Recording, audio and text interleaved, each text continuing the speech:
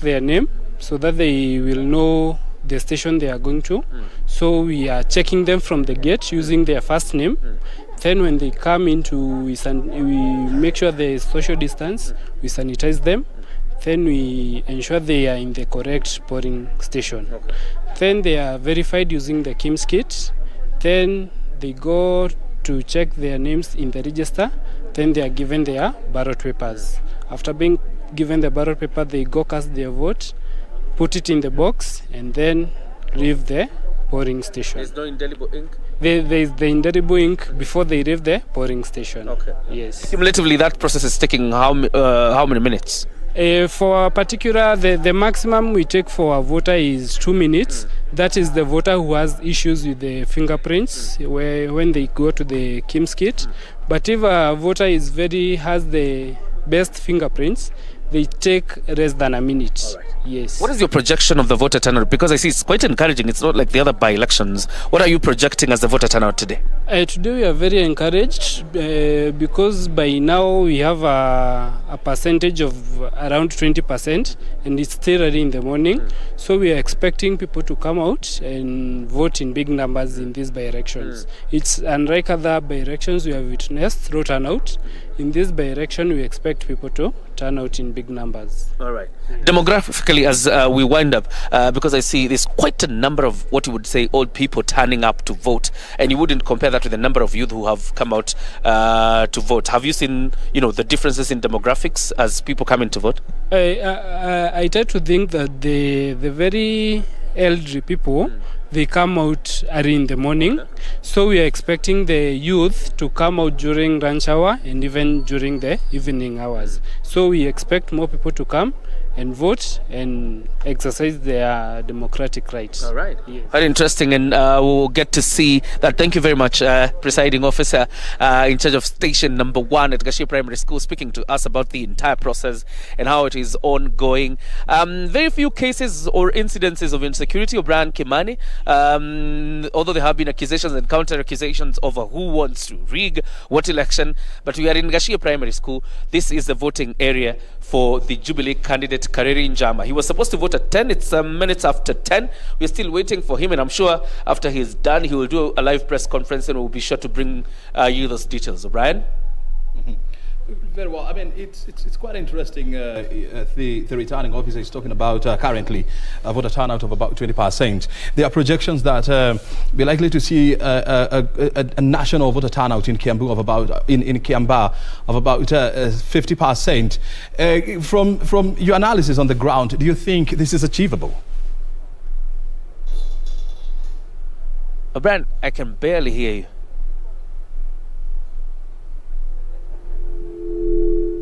John, if you can hear me, the returning officer is talking about voter turnout so far of about 20%, and there are projections that this is likely to go up to around 50%. From what you are seeing on the ground and what you are hearing, do you think the voter turnout in Kiambaa constituency is likely to get to 50%?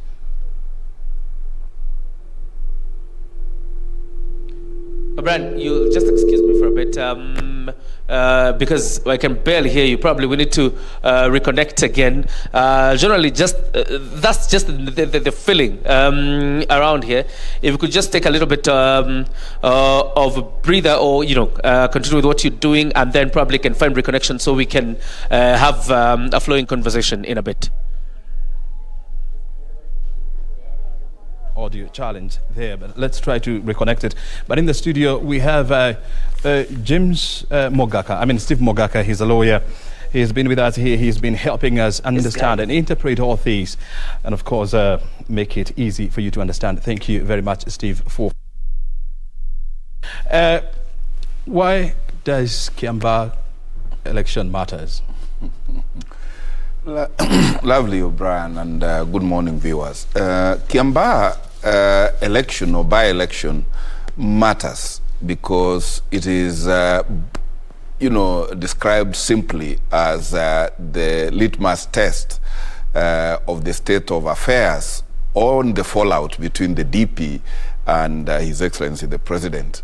It is a test on the status of Jubilee and its two factions, the Kieleweke and the Tangatanga.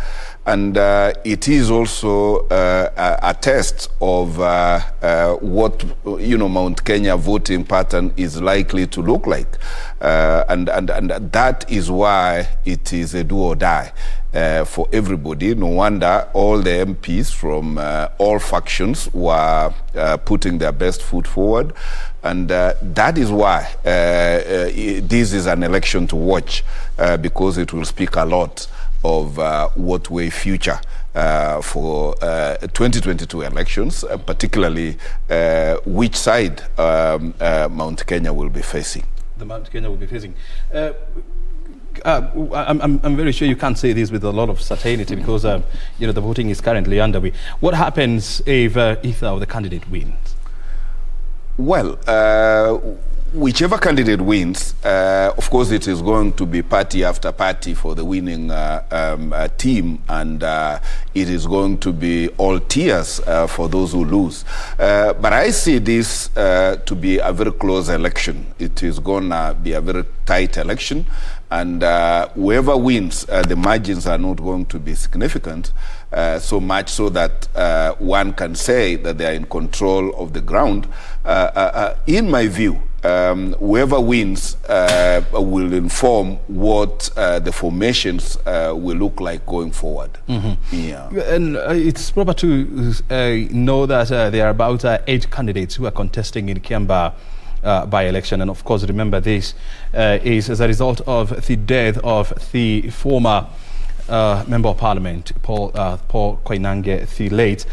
And so far, 2 camps are appearing to be very competitive, and of course they are the forefront, that is the Jubilee Party and UDA. The competition has, of course, been very, very tough, for the last 3 months, and of course, as you and today, the whole country will definitely know who will carry the day, and be expecting to see the results actually from tomorrow. But what you're seeing on your screen is, of course, what is happening, what is on the ground, with voters casting their ballots to choose between the 8 candidates who they would prefer to take over the mantle of leadership in Kiambaa constituency. And we are doing this analysis with the help of Steve Muguga. He's a lawyer, and of course he's a political commentator. Muguga, from where you stand or from where you sit, let's imagine a victory for Jubilee. What does this translate? Well, a victory for Jubilee will be treated as the obvious. But for Jubilee, it will be restating its prowess and control of the ground. And it will be, so to speak, putting UDA and its sympathizers, particularly those who have practically defected from Jubilee, it would be putting them where they belong. But be that as it may, and I know that is why UDA is putting a fight, UDA will be claiming some bragging rights for the numbers that are going to be cast in their favor, because any vote for a UDA candidate earns UDA a bragging right, because they will be saying this is His Excellency the President's home turf, and whatever vote they get, to them it is Jubilee all the way. They will be jubilating all the way, but they will be downplaying the Jubilee win, because they would be like, this is their home, but we have managed to scratch this number of votes out of them. And what do you think will happen to this euphoria around UDA in Kiambaa constituency, and of course in the greater Mount Kenya region, if you have a situation whereby a Jubilee candidate is going to emerge victorious? Now, the euphoria is usual and is normal, but it is more seen with the youthful population, who you are seeing are lacking in the cues that we are watching on television, and this is a problem, a nationwide problem where the youth are very noisy, very vocal, very dramatic, but they are very absent at the polling stations because I can imagine the youth who are doing everything throughout the night, walking with candidates, doing the last-minute run, and maybe they were having the last drink from the various candidates. Some of them may not wake up the whole day today. So whatever happens, what we are seeing, unless the demographics change on the queue, we are saying that it is the elderly adult people that are going to make a say in Kiambaa, and perhaps that then would not translate whatever euphoria we are saying to the numbers at the polling station. I want you to hold on to your thought because we'll be coming back with some more analysis on what happens in case Jogona Wanjiku wins of UDA. What will be the implication of Jubilee, and of course what does this mean for the UDA party going forward? But for now, let's have a look at the profile of some of the candidates who are participating in this by-election. It has been very tough, and of course let's first of all start with Kiambaa of Jubilee Party. He's a businessman based here in Nairobi, and he's in several businesses, including transport business as well as mining. He actually vied in 2017 against the former Member of Parliament and the late Paul Koinange.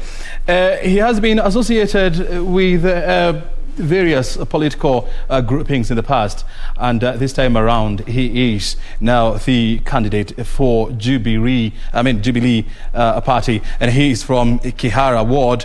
And so just to give you a heads up about Kihara ward, it's one of the most populous wards in Kiambaa, and so all eyes are on him to see what exactly will happen. Of course, there will be a lot of interest in Kihara ward to see whether the people there, they believe in their very own, that is Kareri Jama, and also he runs the Kareri Jama Foundation. That is the Jubilee candidate there, Kareri Jama. We of course keeping an eye on to see what's exactly who deliver. Let's go to the next candidate. This is Jogona Wanjiku. He is vying on a UDA party. He's also a businessman, mostly in Kiambaa and in Nairobi.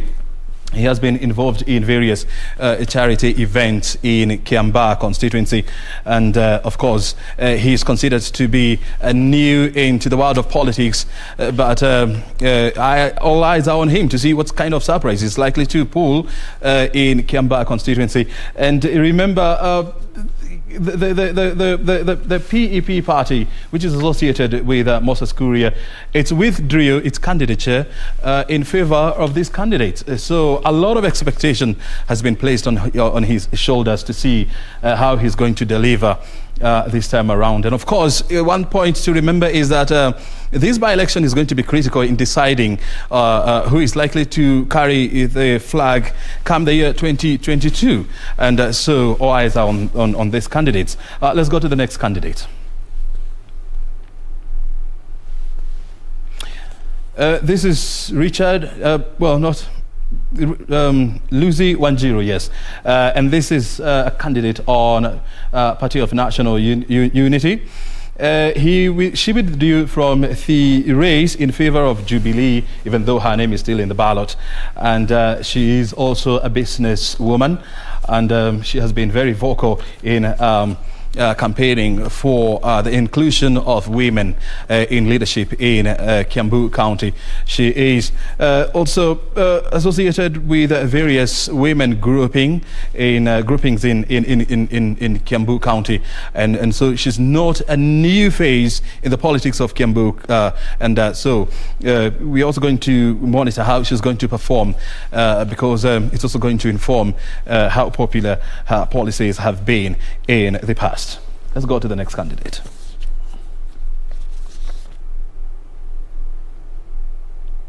And this is Richard Njoroge. He is running on the New Democrats. Remember in 2017, the New Democrats was also very vocal in Kiambaa County, even though this is what you'd call more of hanging out the stick.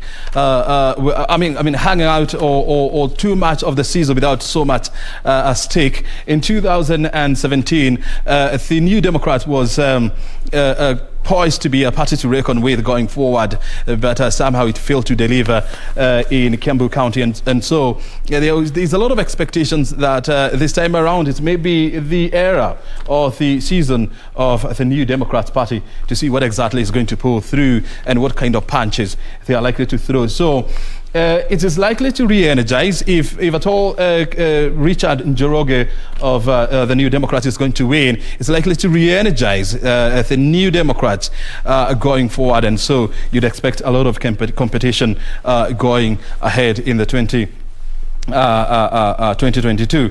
And Richard is a teacher by profession, and he was a former principal of Karori Secondary School. We still have more of candidates, of course. We are giving you an update of what's happening. We'll give you more updates on the candidates, of course, and what they stand for and what is their position on the ground. But let's now go to Muguga, where another by-election is currently underway, where our reporter Nancy Okware is braving the chills of Muguga ward to give us an update of what's happening. Muguga, also remember, is also in Kiambaa County. It has also been a center of intense campaigning by various political groupings. Okware, if you can hear me, good morning.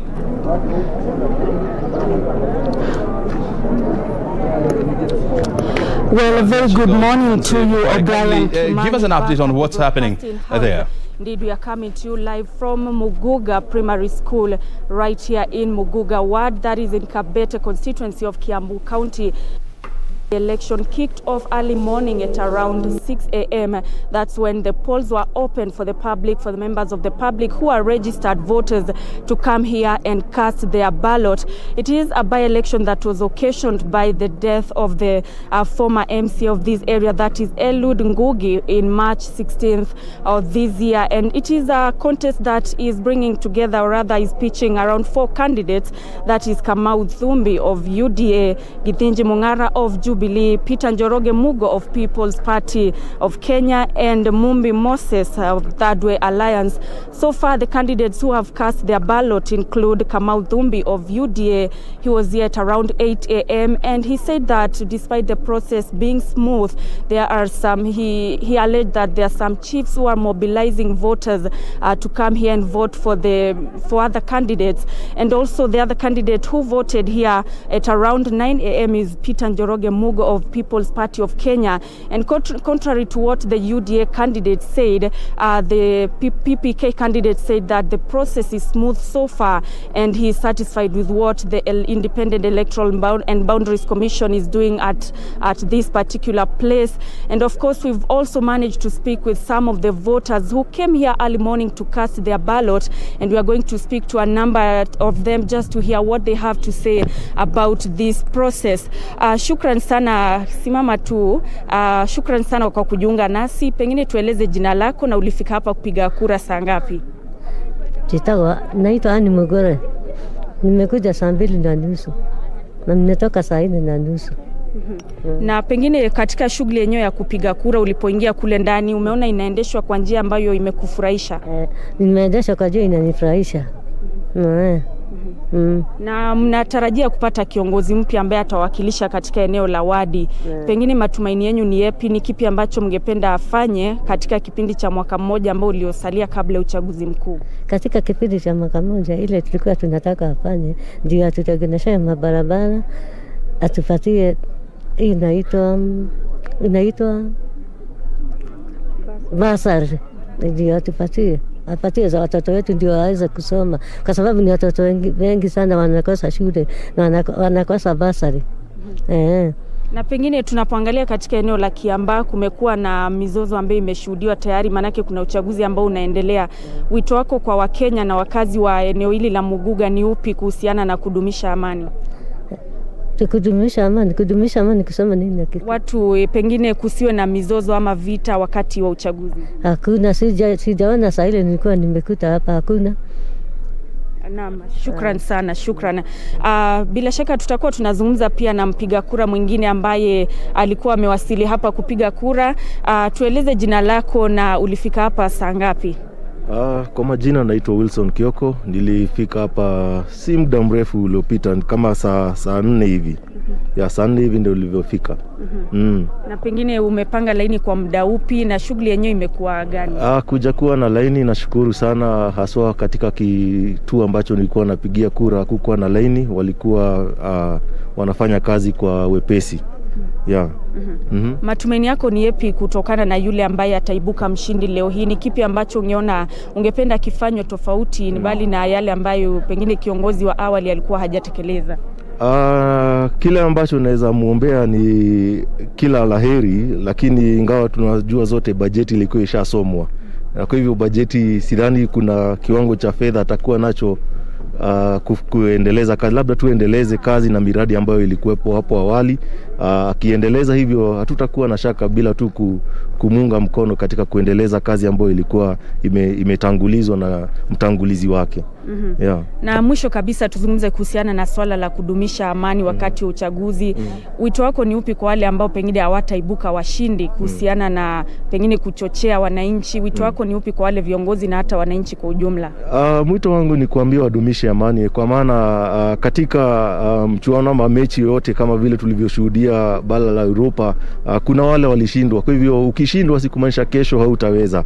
Kwa hivyo wakishindwa wakubali, na zaidi ya yote sisi ni Wakenya. Tudumishe amani, tukae kwa umoja na tusikubali kugawanishwa katika misingi za kisiasa ama vyama. Sisi ndio tutabaki tu kwa Kenya, na Kenya ni nchi yetu, na kwa hivyo tutaijenga sisi wenyewe. Hawa wanasiasa tu ni wakilishi wetu, tumewachagua. Kwa hivyo tusikubali wakatutenganisha. Na pia mwito wangu kwa watakao chaguliwa na watakao shindwa ni wakubali matokeo, kwa maana huu ni uamuzi wa wananchi.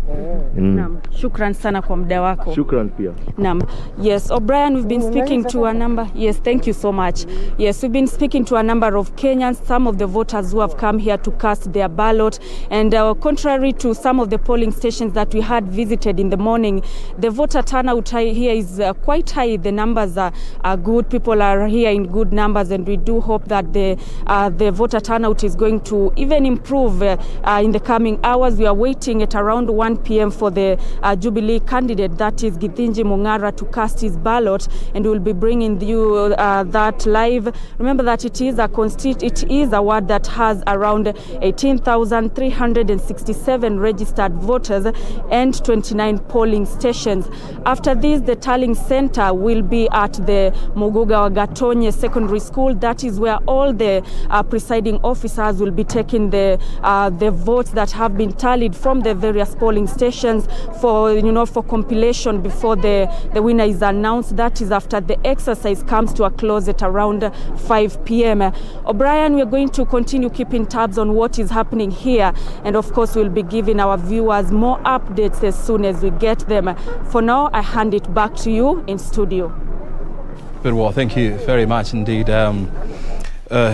Nancy Okware there in Muguga ward. If I can give you some heads up about Muguga, it's one of the wards in Kiambaa, in Kiambaa County, and it's an agricultural rich ward whereby a lot of poultry farming as well as vegetable farming takes place, and so a lot of people there, they're expecting that once they get a new candidate or a new MCA, he or she would be in a better position to push their agenda or at the national level to ensure that they get markets for their produce as well. We are keeping tabs on what is happening in Kiambaa constituency as well, where voting is currently underway. We have been talking to our reporters who are on the ground And we have also been engaging with Steve Muguga, a lawyer and a political commentator, about the implications of the Kiambaa by-election to both Jubilee as well as the UDA parties. We were talking about Jubilee win. Now let's focus on now UDA. What would happen in a situation whereby UDA carries the day in the Kiambaa by-election? Now, if UDA carries the day, it will be a defining moment for Kiambaa County to start with, and then the thinking about Mount Kenya, because so far the UDA candidate is the face of the deputy president, who appears a rebel from Jubilee. And if the UDA candidate then carries the day, the insurrection within Jubilee will have precipitated into now a full-scale rebellion, where the UDA people will be like, if we can take it from the president's county, what can't we do in the mountain? It will be quite a scare on the Jubilee formation as it is now, and we will see how Mr. Murathe, Honorable Murathe and company will have to adjust. But curiously speaking, I did not understand why the Gatundu South MP's party did not field a candidate, because he is the local from Kiambaa, and having a party as he says he does, I should have expected that it is his party that should have fielded a candidate rather than UDA. But I see UDA testing the waters on what amount of support can the deputy president get on his own without a nod from the president. And a win for UDA will therefore build confidence on the deputy president as a presidential candidate, that he can make it alone without necessarily having to rely on His Excellency the President or the government of the day. Mm-hmm. And still on that issue of PEP versus UDA, I mean, you don't think it would have split their votes? Yes and no, because, okay, there are local dynamics, because the wards within Kiambaa have their own preferred candidates. So there will be local votes which will go to whatever candidate that they have chosen, by reason of proximity, by reason of the track record, by reason of the patience other candidates have exhibited in contesting previously. But there are those swing votes, particularly the youth votes, which go with the euphoria, and those are the votes that are going to decide which way Kiambaa. And yes, there may look like there will be a division at the moment, but perhaps it will be a message, a loud message being sent to Kiambaa and Mount Kenya, that they have to choose to work together or go different ways, and the consequences are on the table. Mm-hmm. And if you have a UDA carrying the day in Kiambaa constituency, this is likely to boost the party going forward, bearing in mind that just 2 months ago they also managed to turn tables, and they did win in Juja constituency, which is one of the most popular constituencies in Kiambaa County. So if UDA wins, is it proper to make an assumption that Kiambaa County has moved from Jubilee to UDA party? Indeed, because look at it. Kiambaa has an incumbent president, or if you like, an outgoing president. And they are not clear yet on the succession plan beyond 2022. And they expected that leadership within Kiambaa would provide direction. And so far, there is no unanimity on what direction 2022 for Kiambaa in particular, which is who's having the presidency, and by extension the Mount Kenya region.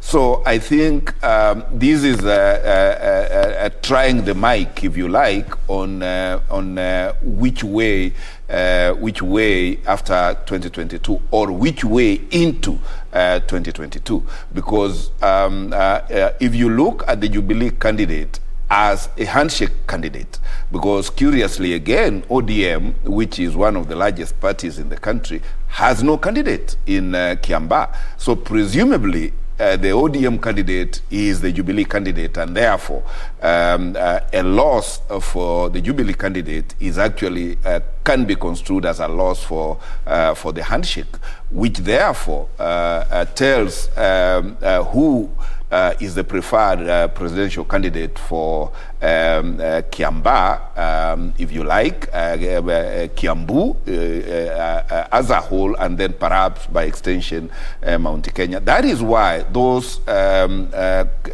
veterans in Jubilee, and you saw the leader of majority, Honorable Kimunya, they are right there because a loss for Jubilee is a loss for the handshake, and therefore is a defining moment whether Jubilee as it is viable for Mount Kenya going forward, or they have to rethink.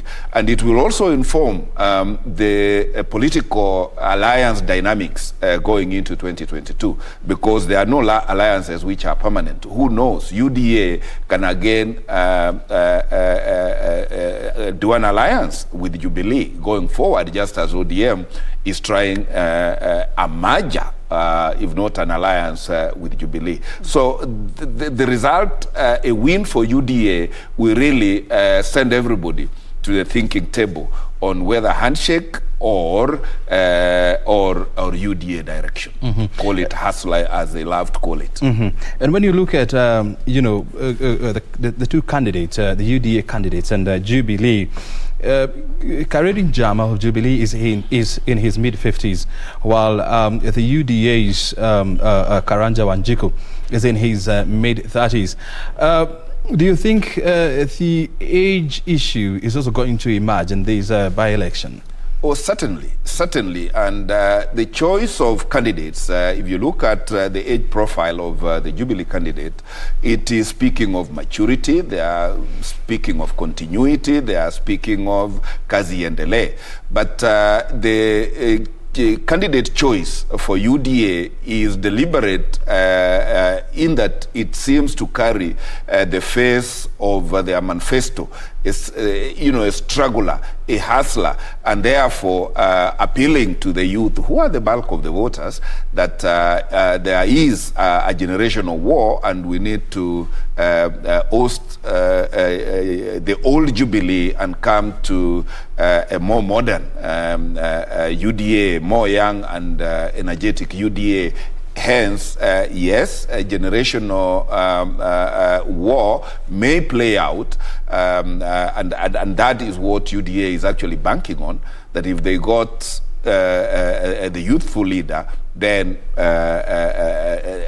they have demonstrated that their hustler movement is from top, rather from bottom to up. Bottom up. And when you consider the fact that Kiambu County, the demographics favors young people, whereby you have a situation whereby 6 out of 10 people are below the age of 45, and fielding a candidate who is in his mid-50s, do you think the young people in Kiambaa constituency are likely to look at this issue?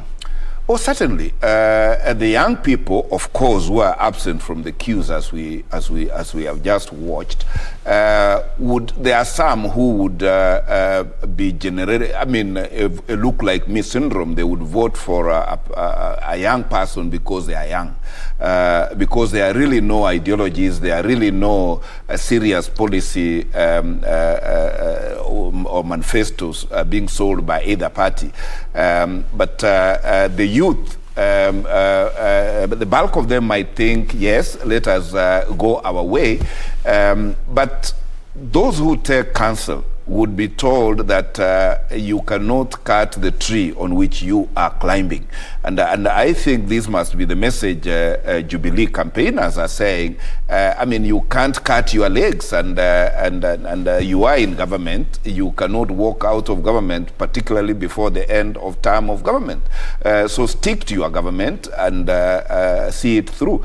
Because in any case, what would a UDA a parliamentarian in this 1 year do that a Jubilee a parliamentarian would not do? So there are lots of dynamics, and I hope that at the end of the day, the Kiambaa people, looking at themselves, looking at the totality, will make a decision that fits them at the moment.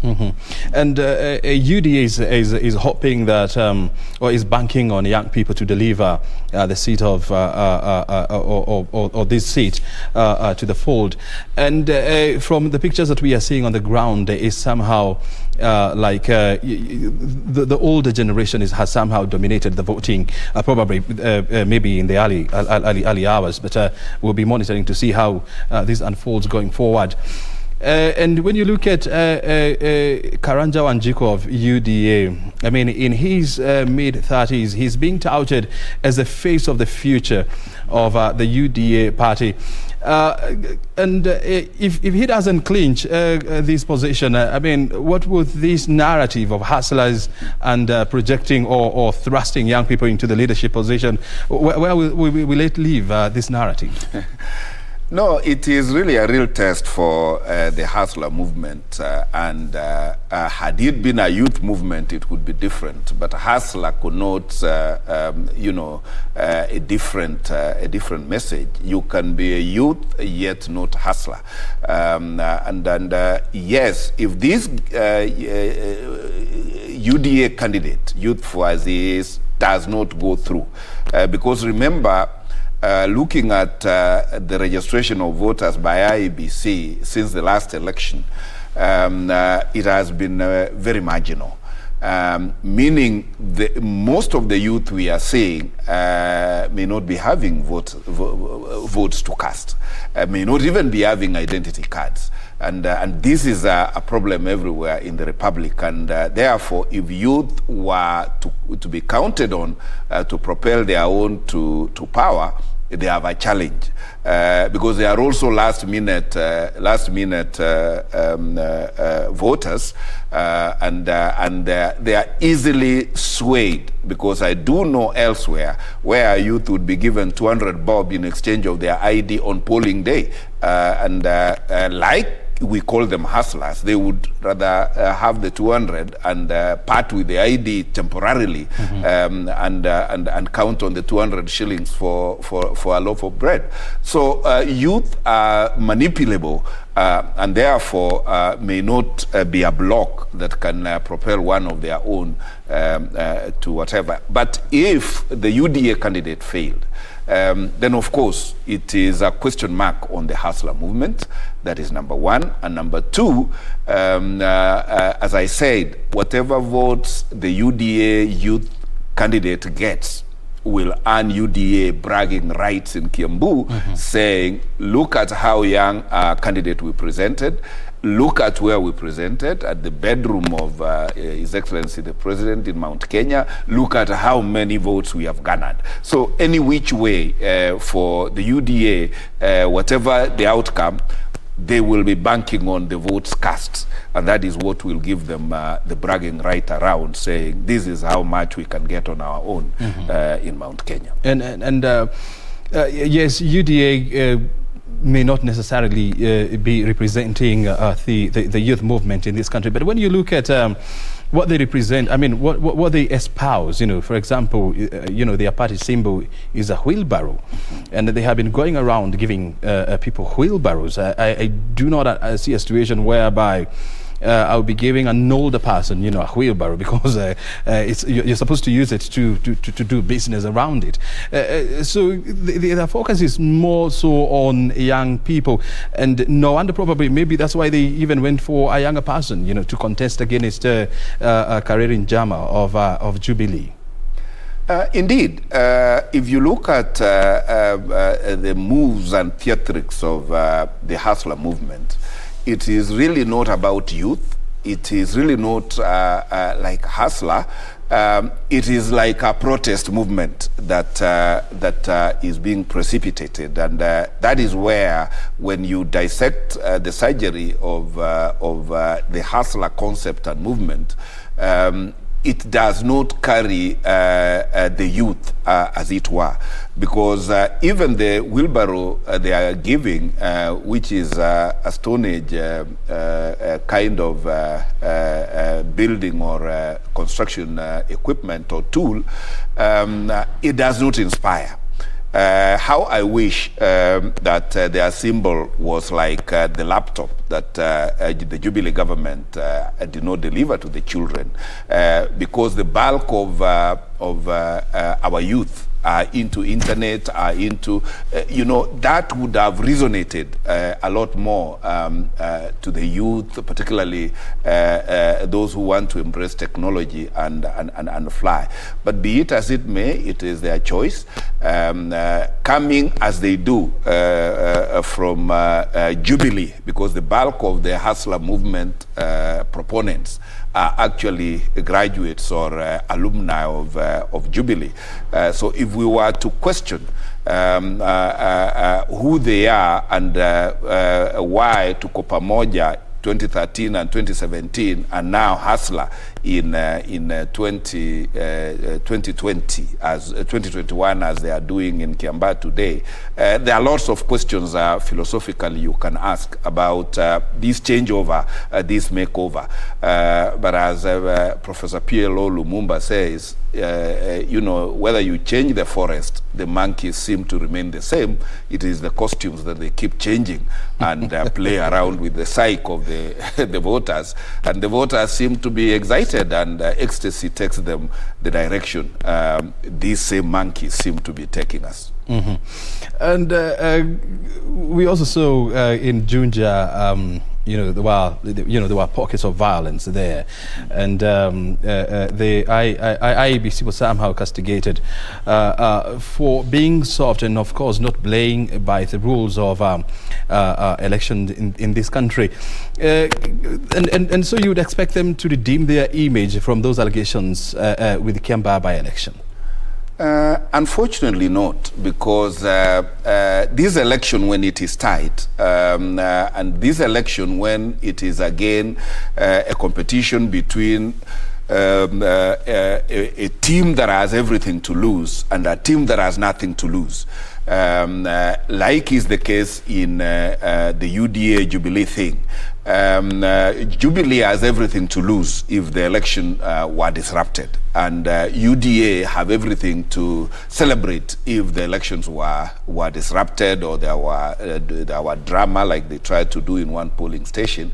And these are political strategies that are always played, and that is why, with the tremendous humility, I think that when a lot of security is deployed to ensure that polling stations are safe and that there is no uncalled for drama, it is a thing that as a country we need to embrace, we need to applaud, because we cannot afford, just because of a by-election, we get people hurt, we get people injured, we get loss of perhaps life, God forbid, and property.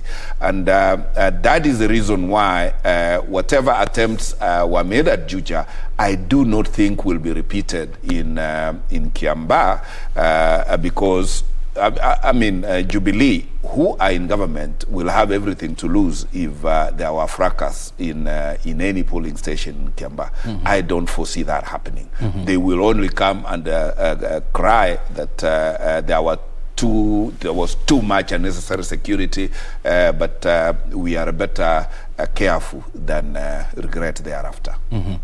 And on Monday we saw the chairperson of IEBC, Wafula Chebukati, saying that Yes, indeed. There were some challenges in the past, but they have tried to put their house in order, and they are confident that they are going to deliver these elections without any hiatus or any delays.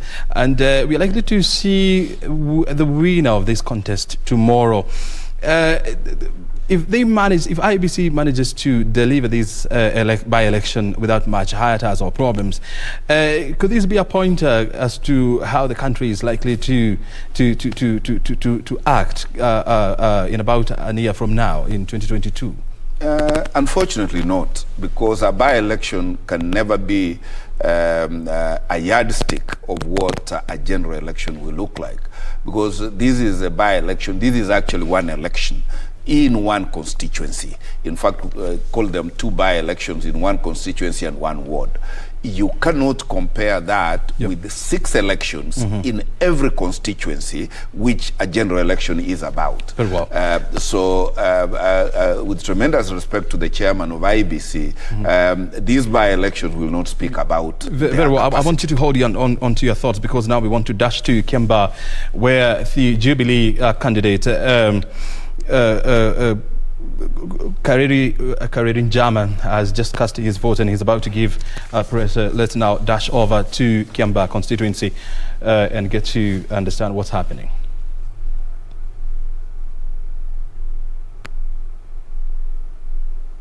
We seem to be having a challenge there with the network. Here we are. We're up now. Let's listen to Kariri Njama.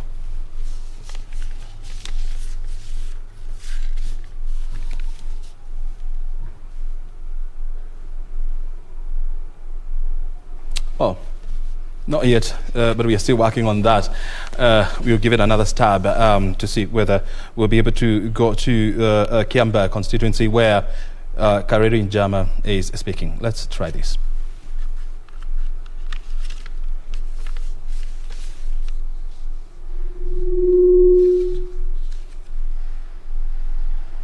Oh, we'll keep on trying. It seems like we are not lucky this time around, but we are working on it. And Kariri Njama is expected to cast his vote at Gashie Primary School. Actually, we have them. Let's listen.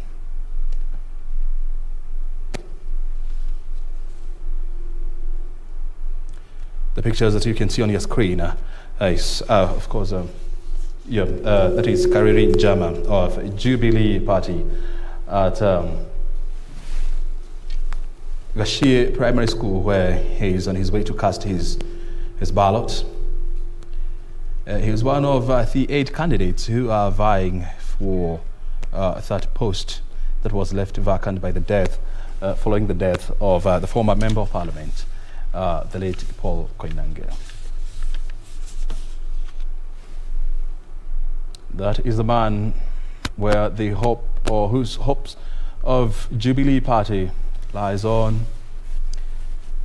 and of course all the eyes of the party are on him to see whether he is going to deliver the Kiambaa seat to the Jubilee Party. And I can imagine the pressure he's under to ensure that he actually delivers. Because this is going to boost the position of Jubilee Party in Kiambaa, or in Kiambu, and the larger Mount Kenya region. Kariri Njama of Jubilee there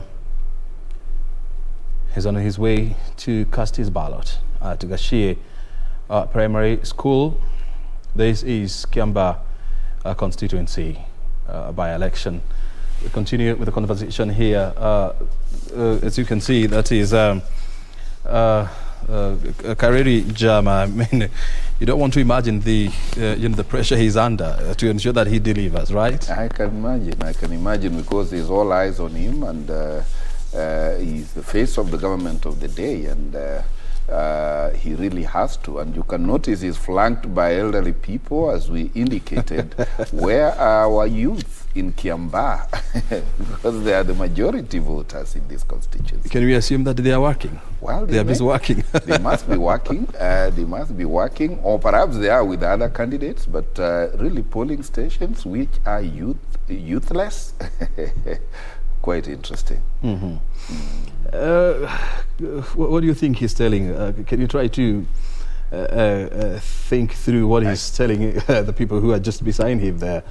I can imagine he's gathering the confidence and supplicating and making his meditation, last prayers and last blessings before he steps into the polling station, because there are no campaigns allowed during the polling day. So part of the hanging around the field where the queues for voters are is for quiet message being sent to the voters that I am here and this is my polling station and better vote for me, and a vote for me is a boost for the government of the day and a boost for development for Kiambaa and Kiambu. So let's wait and see. And I mean, a lot of resources, of course, have been spent, you know, to boost his image and, of course, to boost his standing in Kiambaa. Remember, he vied in 2017, but he lost to Paul Koinange the late. So he's not new to, you know, the politics of Kiambaa, and so it would be assumed that he's a candidate to beat.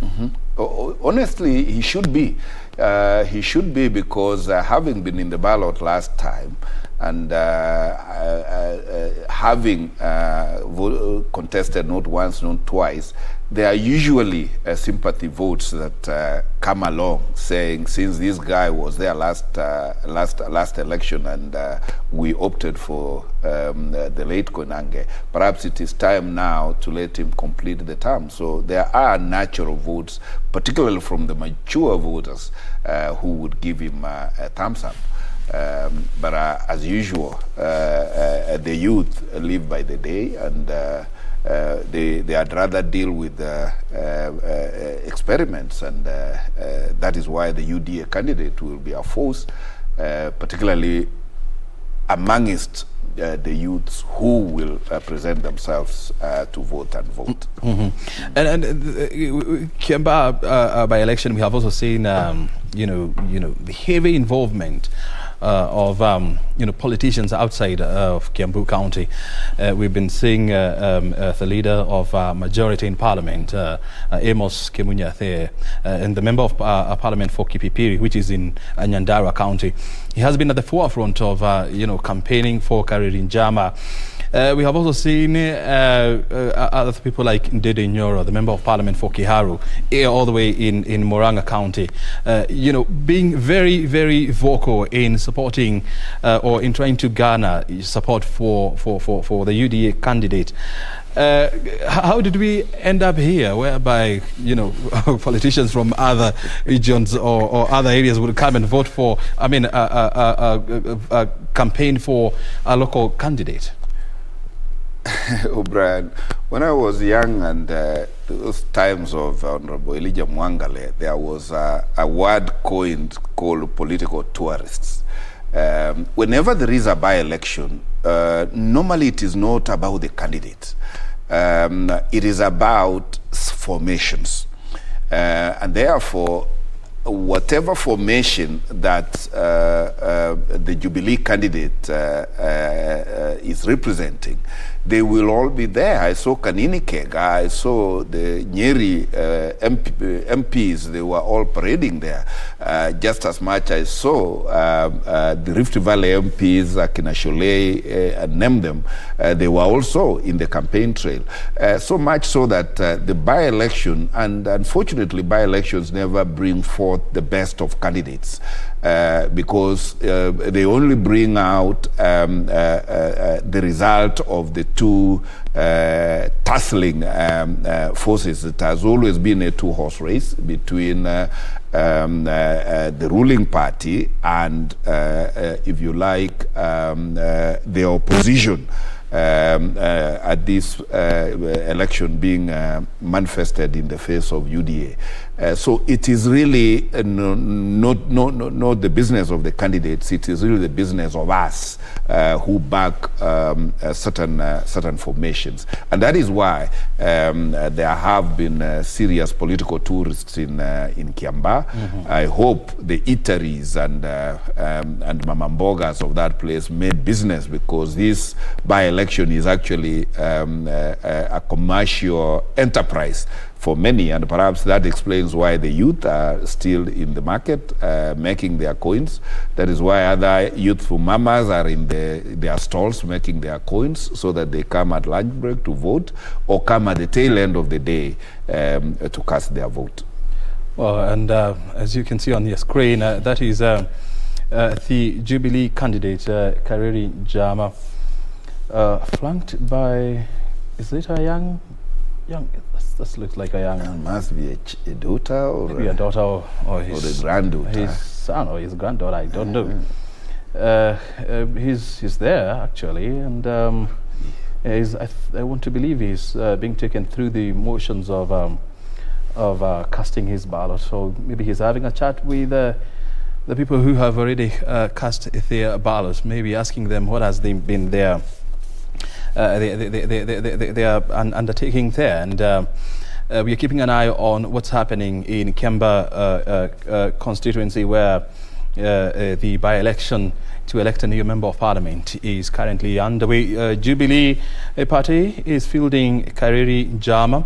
UDA is fielding Jogona Wanjiku. And other candidates include Richard Njoroge, who is running on the New Democrats Party, Evans Gishia, who is running on People's Party of Kenya. He's a tax consultant as well as an auditor. Willie Kamau, a businessman and a political analyst. You have who is running as an independent candidate.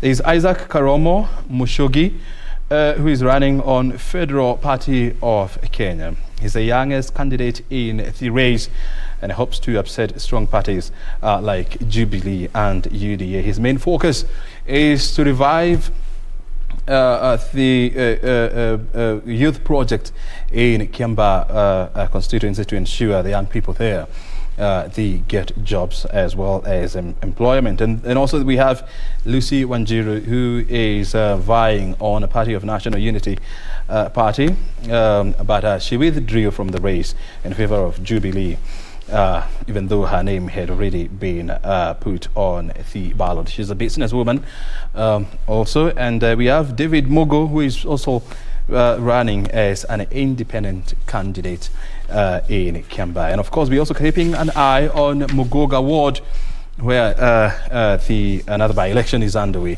to elect a new member of county assembly following the death of the former MCA in that area. And all these areas, we have our reporters who are on the ground, and of course following up on what is exactly happening there. And we're giving you a blow-by-blow account of what exactly is happening in Kiambaa constituency as well as Muguga ward. We are also in the house with Steve Mogaka. He's a lawyer, he's a political commentator, and he's been helping us to make a sense of all these political issues that are going around. And we've been discussing Kareri Jama, who is at Gashie Primary School, is about to cast his ballot. And of course, we also be ready to go there to listen to what exactly he will say once he casts his ballot. And as you can see on your screen, he's being taken through the motions of casting his vote. But let's now go to Jogona Wanjiku of UDA, who is casting his ballot. The pictures are on your screen, actually, as you can see. He's going through the motions of how to cast his ballot, and he's having a conversation with one of the IBC officers, and maybe trying to understand or trying to get an assurance that everything is fine. You can see him, of course. I mean, he looks pretty young, right? Yeah, he's pretty young. But he's surrounded by young people. Yes, so you can say so. Yes, but there are not quite many the semblance of old people. Well, but this is a polling hall. You never expect so many people in there. So many people in there. I wish our cameraman showed us what the queues look like out there. But certainly he has composure. And I see a young lady, maybe a sister, maybe a fiancé, maybe a fan. Yes, he is there and he's being taken through the voting processes. And I think he has, if I were him, I would have carried my vote on a wheelbarrow so that... you try to dramatize the process. Dramatize it. No. Actually, what you are seeing on your screen, on your left, that is where we have UDA candidate, Jogona Wanjiku. He's casting his ballot at the Mbegu polling center. And on your right is Jubilee's Njama, who is voting or casting his ballot at Gashie Primary School. So those are the two horses, actually, as one would say. And as you can see on your right, the IBC officials are scrutinizing his documents, and now he's about to put his thumb to the paper to confirm that he has actually voted. Kariri Njama is wearing, this would qualify to be pink jacket.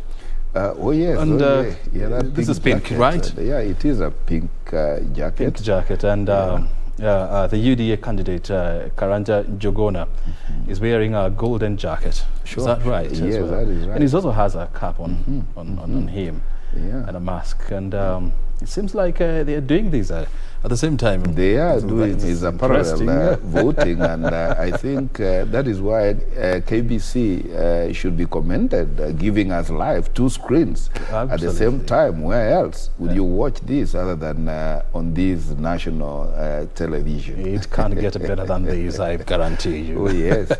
And finally, Karanja Wanjiku has done what he ought to do. And the ballot. Let's see, has he? Oh yeah, there he goes. Jugu is let's see. Is it closed? Oh yeah, now it's open for him. Let's see. That's the historical moment for UDA candidate Karanja Wanjiku. There he goes, flashing his ballot paper, about to dip it into the ballot box. On the other end, Kariri Njama of Jubilee is also up.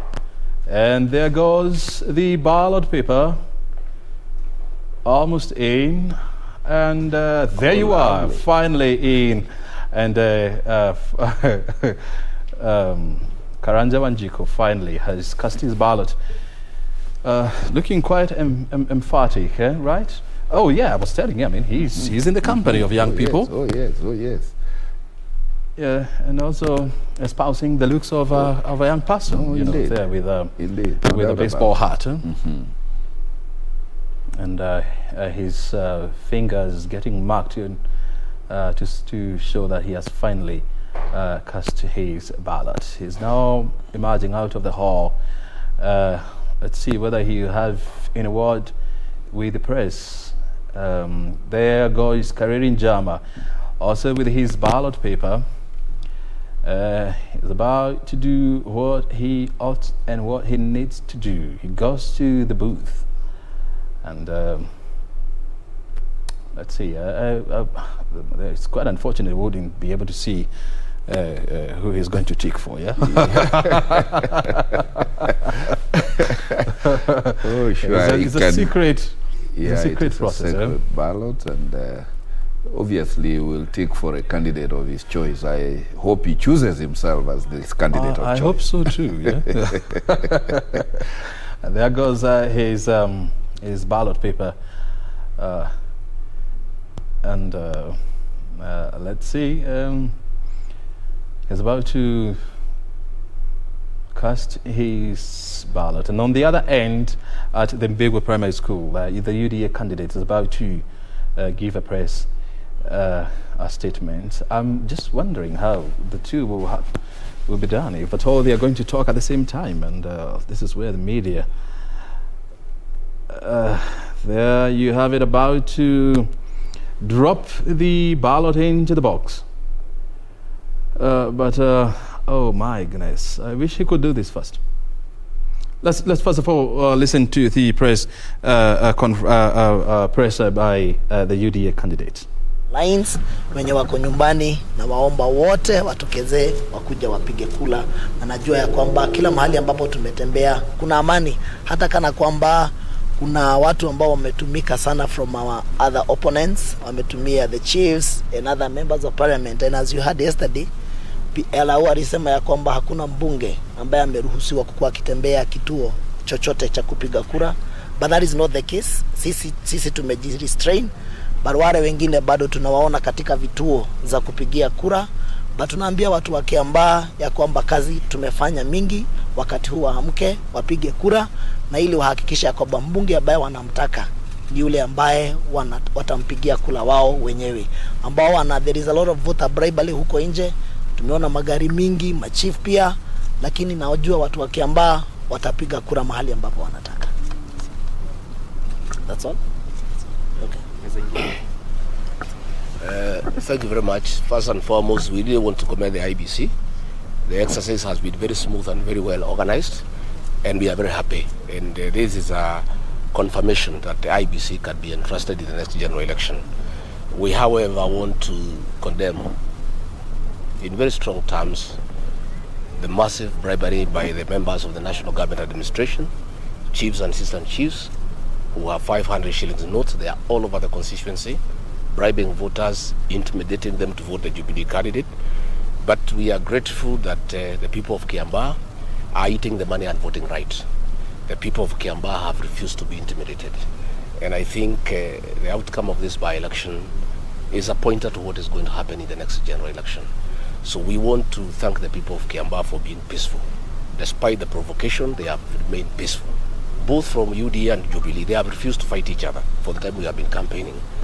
There were fears that outsiders would be brought this afternoon to come and disrupt the exercise. We want to urge the government, we want to urge the National Police Service to protect the people of Kiambaa, to make sure that we have sufficient security to accord each and every voter an opportunity to cast his ballot peacefully, so that at the closure of the exercise, people can go home and wait for the results. And we trust that our government will be responsible and not to allow goons from Nairobi to come and beat up the people of Kiambaa. Specifically, we want to appeal to our president, who comes from this county. The people of this county voted for him to a man. It will be very sad if you were to allow people from Nairobi, from Kibra, and from Mathare to come and beat up the people of Kiambaa. The people of Kiambaa themselves are peaceful, and they have agreed that they are competing peacefully, and they will not fight. Let us not get outsiders coming here to fight. We want to tell the chiefs and assistant chiefs who are being used for this exercise, one day they will be held to account. It's against the law. They are civil servants. They are not supposed to participate in politics. Bribery itself is a crime under the law. And we have asked our people to take videos and photographs. And one day, after the next government, they will be held to account because it is wrong. We, as UDA-leaning members of parliament, have kept off. We have just come here for the voting and we are going away. We have decided to ease tension in this constituency by not coming to compete with our Jubilee counterparts. I wish they could do the same. Leave the constituency, let the people of Kiambaa vote. We were here campaigning, we closed the campaign, we all went away. I would rather all our colleagues, we can just go away and we wait and come back in the evening after the closure, so that we let the people of Kiambaa make a decision on their own as to who they want to represent them in parliament. And we from the UDA, we shall accept the results of this election. Whatever is the outcome, as long as it's going on smoothly and there is peace, we shall be very happy with the outcome. Okay.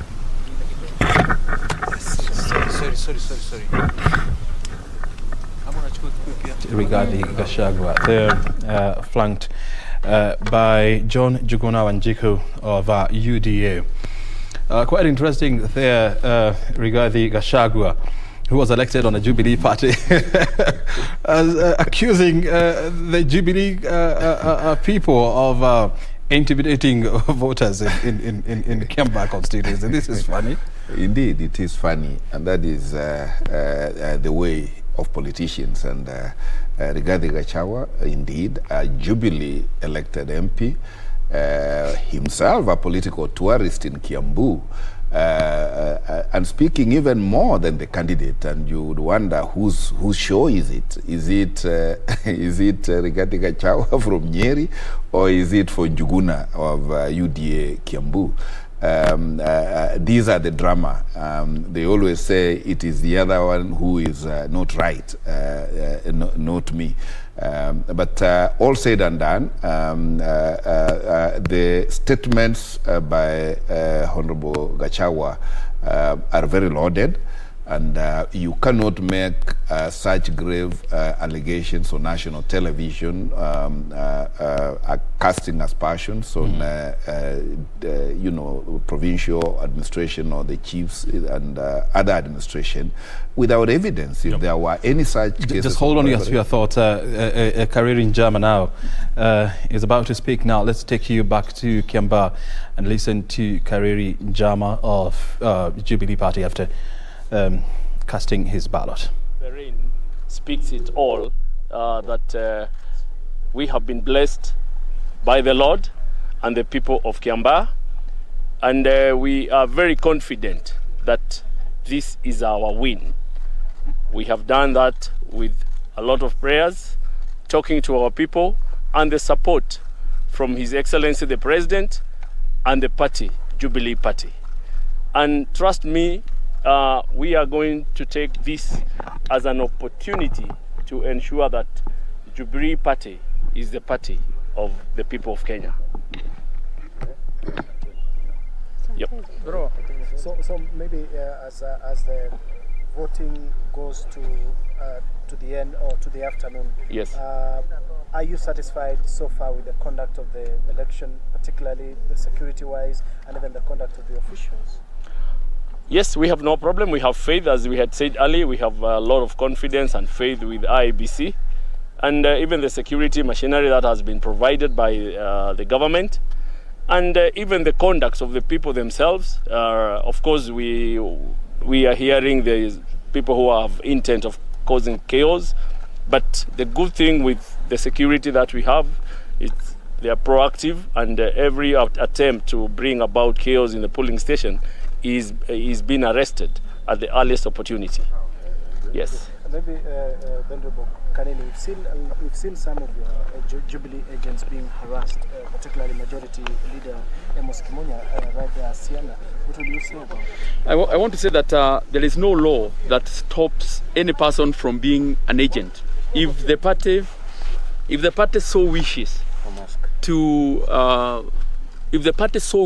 to nominate you as an agent, there is no law that bars any person from being appointed for being an agent of any party. So it's unfortunate that we have seen some cases whereby the majority leader was being harassed by some goons, but we are happy that the security agencies were at hand to make sure that they restore peace and calm. We know with their tracks, because they want to cause mayhem, and especially in our strongholds, and they have sensed defeat, but we know for sure that the will of the Kiambaa people will actually prevail, and prevail in a manner that will tell the world that Kiambaa people have spoken, and they have spoken to support and elect their member of parliament of choice, none other than Honorable Kariri Njama. Thank you. Maybe for Sauti ya Mama, tell us, we've seen a lot of women.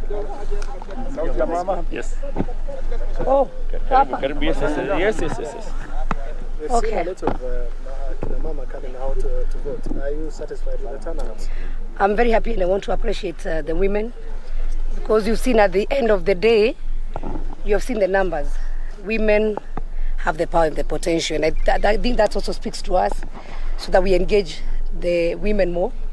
And I want to appreciate the people of Kiambaa because we have seen peaceful elections. And even the people who are trying to come and bring chaos, I've seen them coming out early. I was in police station as early as 6, and they were early.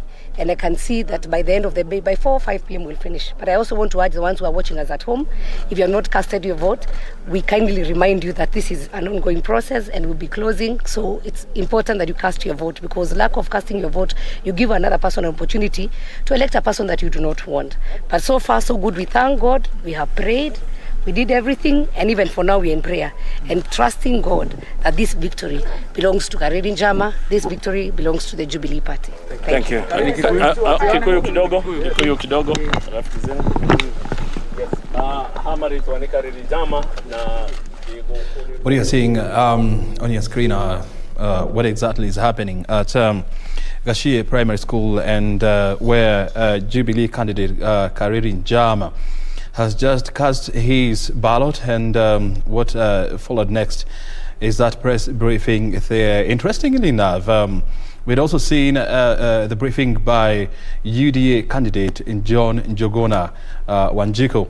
And what is striking is the fact that the person flanking or who flanked Karanja is from Nyeri County in the name of Rigathi Gachagua, the Member of Parliament for Mathira, and flanking as well the candidate for Jubilee, that is Kareri Njama, is also another politician from Nyeri in the name of Kanini Kega, who is a Member of Parliament for Kieni, also in Nyeri, and as well as Sabina Chege, who is the woman representative for Murang'a County. This is very interesting. How comes we didn't see, local politicians, or side by side of these two candidates? Very strange. I can see that the political tourists are actually flooding Kiambaa.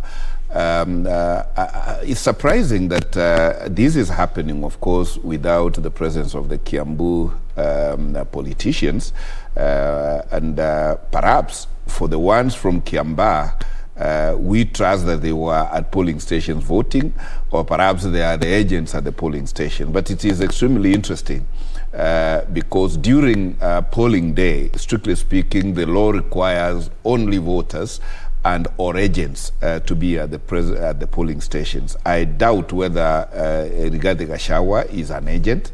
I doubt whether Kanini Kega is an agent. The agent was actually the leader of majority, who we saw exhibit his letter of appointment by Jubilee. And that is Amos Kimunya.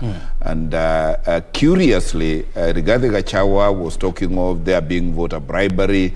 Now the Jubilee team is talking of expected or suspected violence to be done.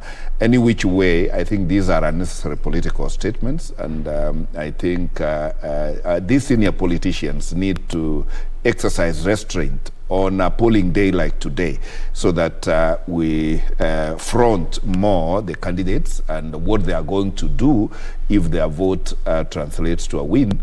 And that is really what the hope for the voters and the electorate should be.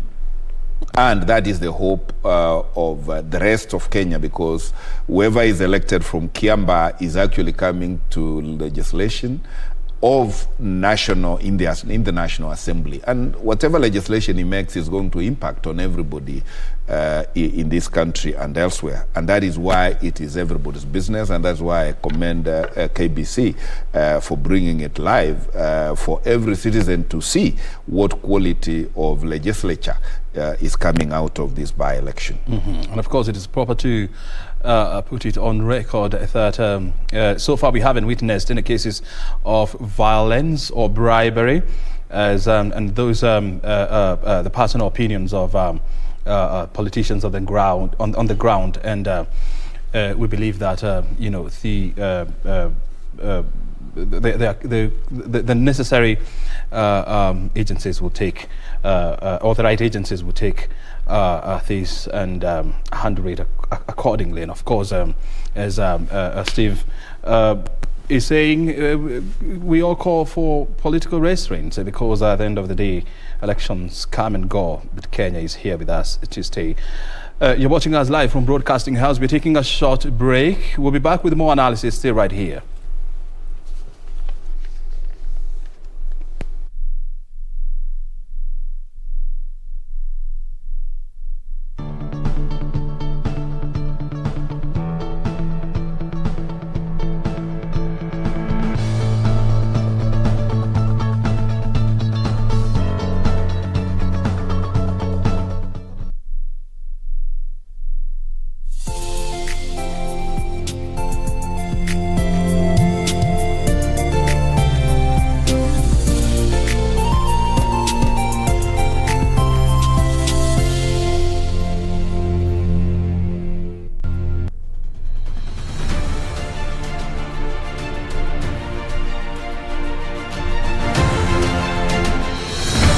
Mradi wa bwawa la Thwake ni mojawapo ya miradi ya utoaji maji safi inayotekelezwa chini ya uongozi wa Rais Uhuru Kenyatta ili kuimarisha maisha na mapato ya Wakenya.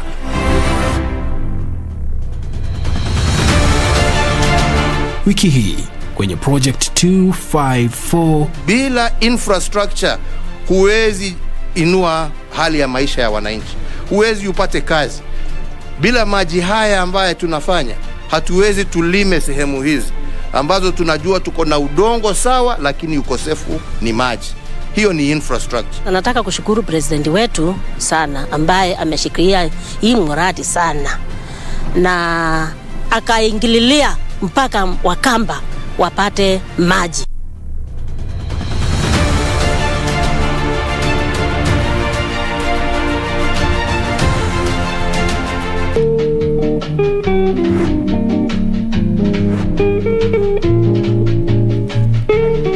Mheshimiwa alinipatia ngili 10 na nyinyi mnaandika ngili. Ha? Wewe ni nani? Wewe usiniite. Samson na Delila. No. Na umefikishwa hapa kotini mara 3. Leo unakubali ama unakataa? Nani akubali? Siwezi kubali vitu. Mashtaka yote mawili. Nakataa zote mimi mheshimiwa. Mashahidi wako. Yes. Unasema wewe usinichoke kwa kwa kosi. Hakusema mambo ya kukuhonga. Hata mimi sijasema vile unapelekanga. Ngoja mzee. Ndio ni kweli. Nyamaza, wacha hasira. Lakini sasa mchunguze huyu jamaa, huyu anaitwa Ketuta. Hayuko nomo. Mimi naweza kukwambia sikia vile anapayuka.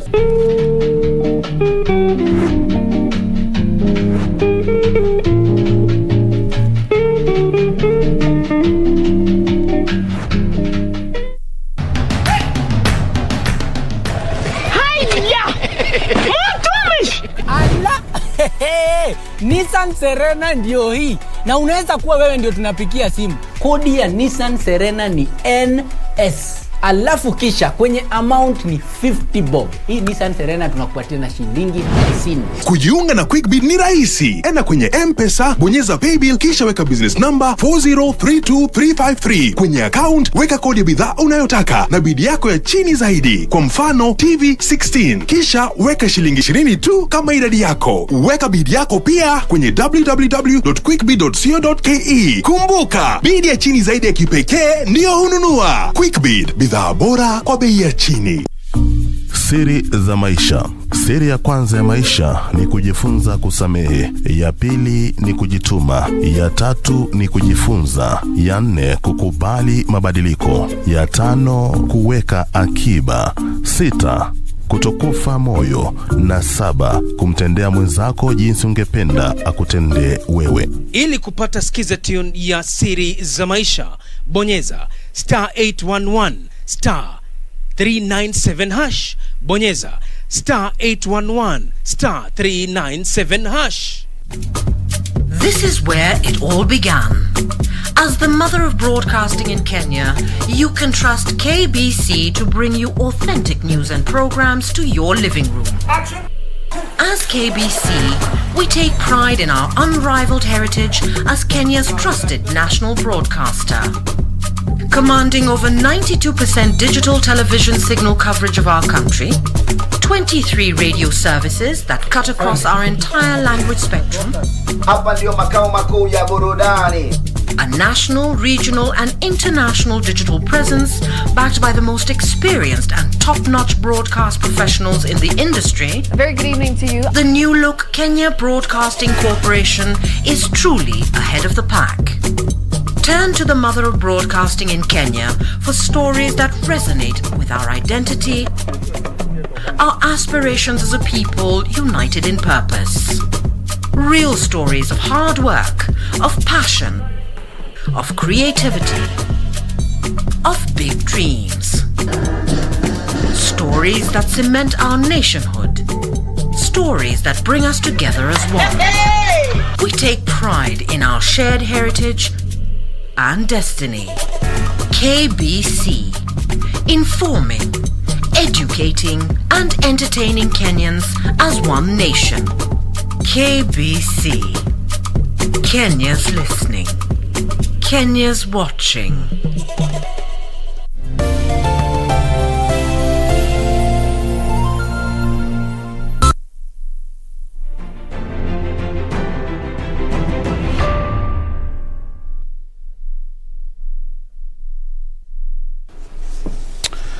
Welcome back. You're watching us live from Broadcasting House. Of course, we are tracking what's happening in the country and, of course, outside the country. And, of course, our focus today has been on the Kiambaa by-elections, where 8 candidates are squaring it off for the seats. Now, let's take you to Milimani Law Court, where the trial of Sharon Atieno's murder is currently underway. Let's first of all listen in. It is day 4 of this case, and so far the 6th witness has just given or testified, and let's now take you there and listen through.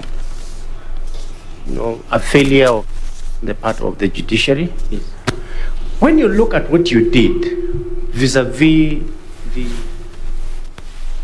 institute. Build the clients I serve.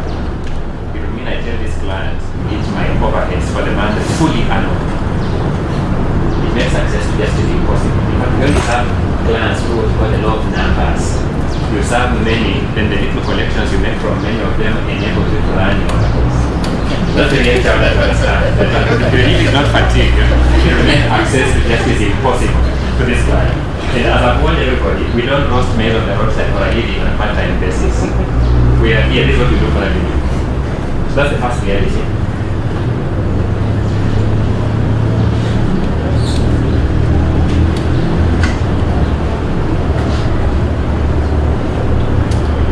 And the reality of the matter is that when we take a week as we have done now, virtually all our offices suffer. That's a reality. Just as a sacrifice we do out of conscientiousness that we owe a duty to the cause of justice. But it's not like that.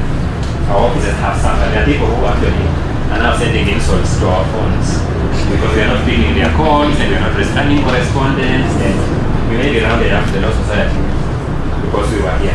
Having said that, I don't think it's realistic. The prosecutor has 2 protected witnesses. 2 protected witnesses. If we took 4 consecutive days in the new term, like we have done this week,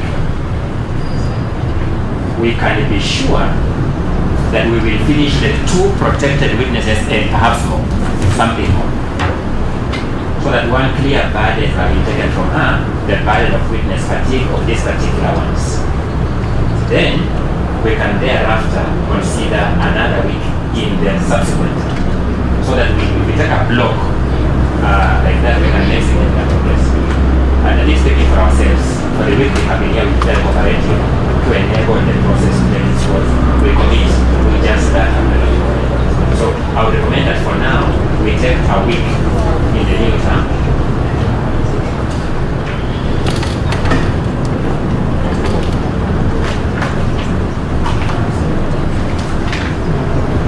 Then thereafter, we consider another week block of it in the term. That would be fair. Otherwise, I'm not sure the prosecutor wants a case where she can't even get pro bono counsel. Some of those matters because we closed our offices long time ago. I think it's in the 90% we remain in practice.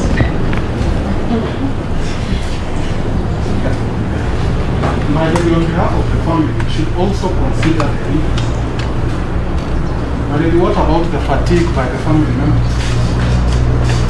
Every time you keep postponing or having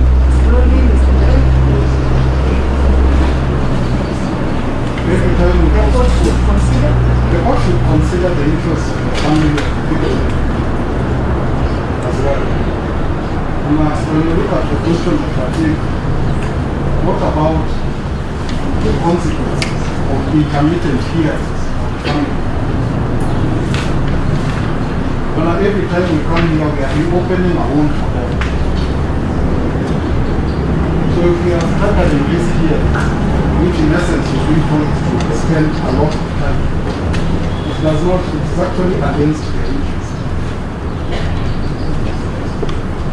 You know, you should also, in my very humble opinion, consider the practicability of what the prosecutor is requesting. We are coming to the very lengthy witnesses. You know, today we have taken close to 3 hours on a witness whose statement was a page. The contents were just a page. If we are to use that and contradistinguish between the witnesses who are supposed to come at the next year, it will take much more time. So to limit ourselves to just a week throughout the entire third term of the court, we may only take 2 more witnesses in my very humble opinion. I understand there are different interests. To balance, which the prosecutor asked for 3 weeks, they have asked for a week. My very humble request for this, as the prosecutor has asked, we can do one. The murder trial of former university student Sharon Atieno, who was brutally murdered back in the year 2018. Today is the 4th witness who has just given his testimony. And of course, Elisha Omono, the defense lawyer there, arguing his case out at the Milimani court. We continue to crisscross the country to give you the latest in terms of news. We now take you to Anniversary Towers, where the IBC selection panel continues to interview prospective candidates for IBC commissioner's post. Let's now take you to Anniversary Towers and listen in. And on scrutiny and recount all the materials, Mombasa lost to Joe. Yet, the electoral commission has declared Mombasa the winner. And the question was, how did this happen? And that's where the principle of law came in. 1, for you to apply for scrutiny of votes, you must lay a basis. And 2, the other principle, because the matter went to the Court of Appeal, was that the petitioner must prove on not beyond reasonable doubt, but above a balance of probability, that the process was not in accordance to the law. That is the standard of proof that came out.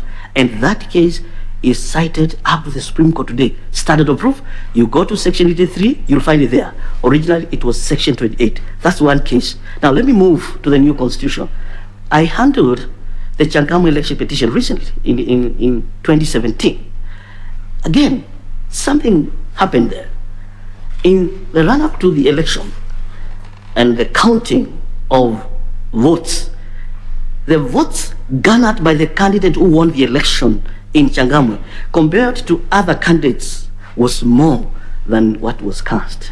And one polling station was found to have more ballot votes cast than the number of registered voters. That was one. 2, there was allegation of voter bribery and the use of witchcraft. You have heard that in Mombasa it can happen. And therefore, it was a momentous thing for me to defend the commission, that they handled the matter according to the principles set out in the Constitution.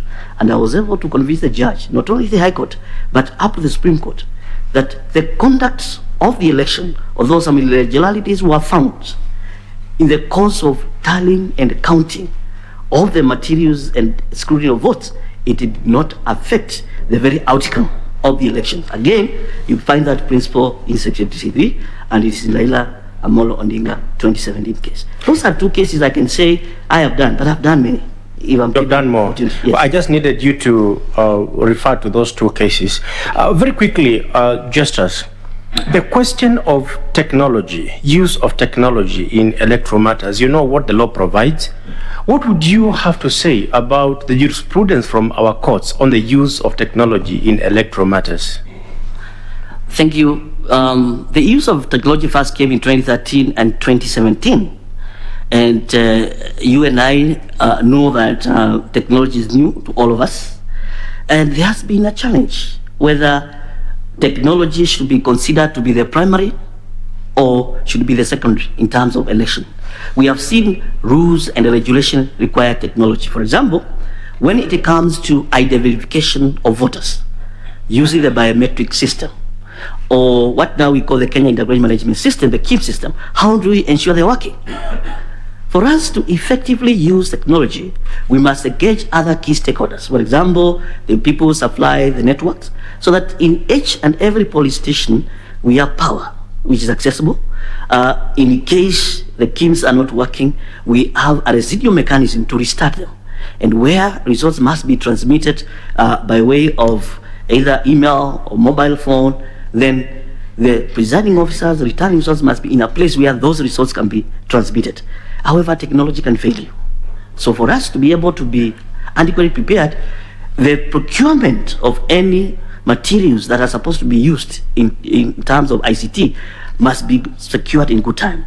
The law also provides that we must have a committee composed of not only an officer of IBC, but also a member of parliament, political parties, and other leadership who have knowledge in ICT to ensure that there is constant consultation and improvement towards election time. 3, the audit and verification of the instruments to be used in technology must be done in good time, so that you don't start testing today and the elections are taking up tomorrow and you say it fails.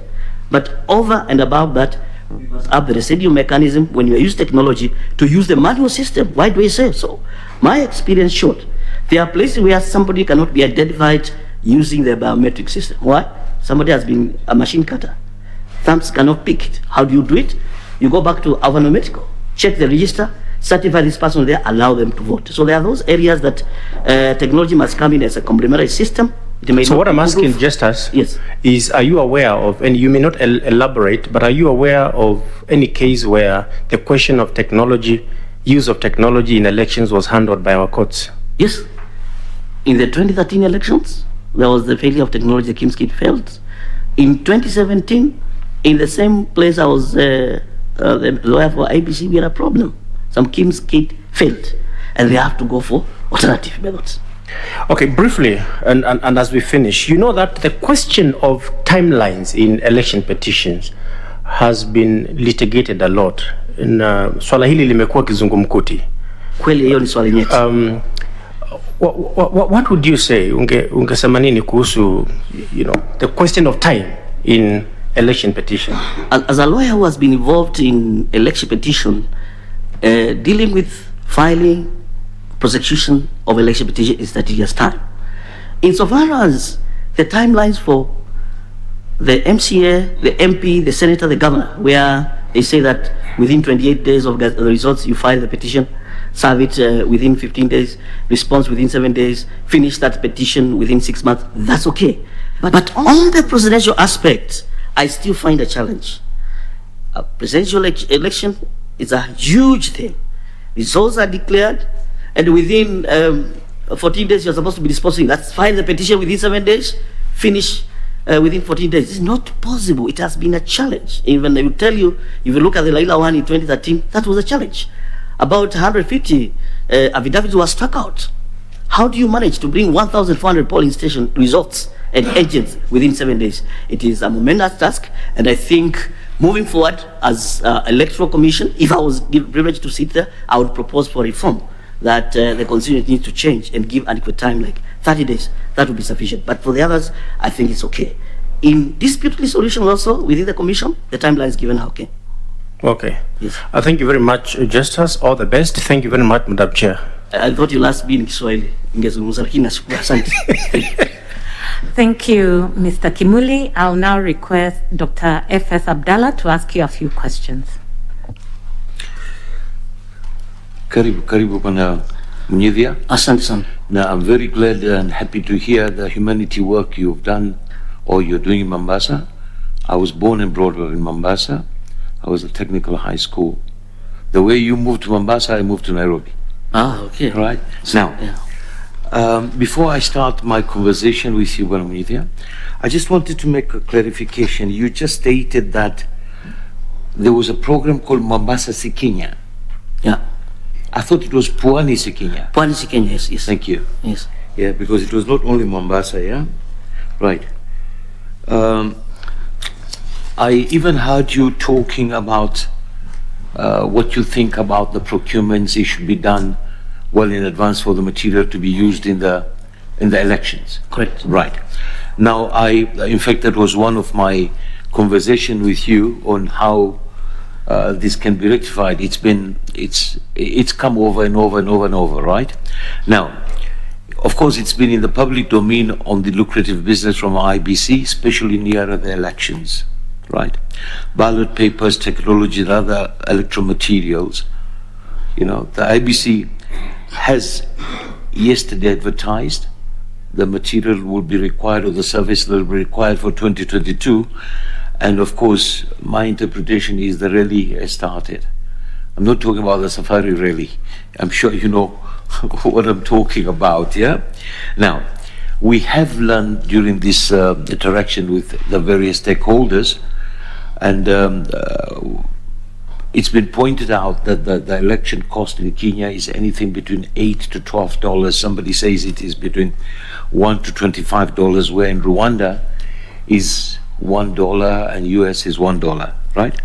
I'm sure we all know it's a hidden secret that it is internal interest and maybe external interest. Now, my question to you is, if you become the commissioner or one of the commissioners, how would you handle this situation in order to reduce the cost of the elections? Okay, thank you very much. I do agree with you that procurement is a key thing, and preparing materials is part of the cycle of preparation for elections. And as a commissioner, the best thing that I would propose to the commission is that even as they craft the procurement rules and the regulation and they prepare this, they must have a proper election plan. When do they want to get these materials and at what cost? Do you want to go to the highest bidder or the lowest bidder, or do you get quality goods for Kenyans? And that will be going for the best price that will be able to provide here. And more so, particularly, you have seen that most of the materials are secured out of this country. You'll get UK, you'll get Dubai and all that. And I'm sure that might inflate the price. Can we have homemade based solution to procure materials locally? That will be cheap too. Can we ensure, because another cost of procurement is the disputes that come. You'll find what we call vendor wars, suppliers going to the PPDD, going up to the ICO to challenge the process of procurement. Can we be able to have a tentative dispute resolution when that comes? Because that will also reduce the cost. Yes, but before we let it go there, if things are done properly, maybe the cost of litigations and that might not come. However, how many methods are you aware where normally is being used for procurement, especially in the government institutions and the government ministries? From my experience, from where I worked, is that we have the open tender, which is advertised to everyone, which is public. Then we can also have government to government, where an agent is applying direct. And then we can also have what we call direct sourcing, especially when something must be done urgently. Okay. You done? Yes. There's another one, restricted. Oh, maybe. Yeah, where some people identified in the same trade or in the same manufacturing. Specific trade. You call restricted. Technical, restricted tender. Restricted, right? Yes. Now, in your opinion, or generally, what globally, what are the 7 fundamental public procurement principles? What are the 7 fundamental public procurement principles? One, there must be transparency in whatever is being done, and you must be able to get the best price for the goods and services that you're procuring for. And all bidders must be given equality when it comes to tendering. That's very important. How many are those? There should not be How many conflict have of you come interest. with? There's about 3. 3, okay. Yes. Conflict of interest, if there is, you're sitting as a member of the board, you must disclose, and you must never participate in that. In terms of institutions, there must always be a tender committee, and the CEO of an organization becomes the accounting officer for purposes of that procurement, so that if anything goes wrong, then there's an issue can be resolved. Then there must be a dispute resolution mechanism. When bids have come, what time are they opened? How do people access that? And the results are communicated in an open manner. Okay. Maybe to shorten then for our conversation purposes, it's transparency, which you got it, integrity, right? Economy, that is value for money, right? Openness, right? Fairness, competition, and accountability. And if you happen to be one of the commissioners, I'll send you my legal advice fees. Thank you very much. For now, all right? Thank you. Now, again, Bwana Munyidhia, what could have been a problem here? What we say, maybe the internal checks are not in place, right? Globally, the existence of internal audit committee is recognized internationally, right? As an important feature of good corporate governance and required by the Public Finance Management Act 2012. Please advise this panel who appoints this committee. Thank you very much. The internal audit and risk committee is normally a committee appointed by the board to oversight the process of management of funds. And that committee will be responsible to guide and give policy and strategic directions on the key risks when it comes to management of funds. And as I have said, when it comes, for example, in procurement, you'll find that the CEO of the organization becomes the accounting officer. And the role of the board would then be only to receive a report from the finance committee and to note how funds have come, how they have been spent, and ask the query, so that the board itself doesn't descend down to the issues of operation. Mr. Munyidhia, the internal committee board, the CEO will never be part of that because he is in charge of the management. Supposed to be oversight. Yes, you're very right. The board, internal audit committee is a committee of the board. Yeah. And in many occasions there'll be 2 or 3, and that board has the mandate to co-opt any other member, including out and inside. Now, I'm sure IBC could be, or I don't know whether they do have one, and many of these parastatal, because it's mandatory according to the Financial Act. Then what is going wrong, in your opinion? From my research, I think they must be having a finance committee, and if they are following Mwongozo, which is one of the key tools being used in government organization, they must be having audit and risk committee. But perhaps one will ask themselves, for example, the commission as it is now only have 3 commissioners. Mm-hmm. I don't know how those 3 commissioners can spread themselves in all other committees. So there's that question about the quorum for them to constitute themselves. Okay. Now, Mr. Munyidhia, I heard you saying that you represented the IBC in one of the cases. In a number of cases, yes. In a number of cases. Yes. And I'm sure you are aware, we've been reading in the papers in most of these government institutions, the legal fees are quite exorbitant.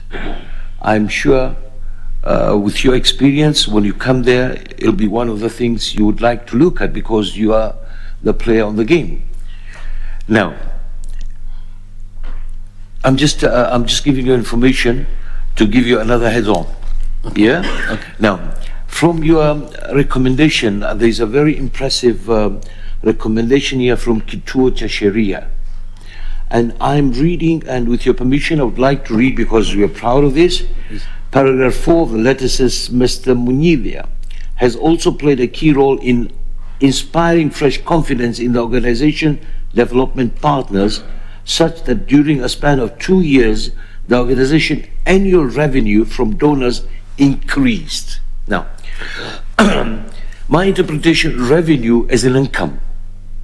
Is there a difference between revenue and grant? Because this is a donation. Does a donation become a revenue?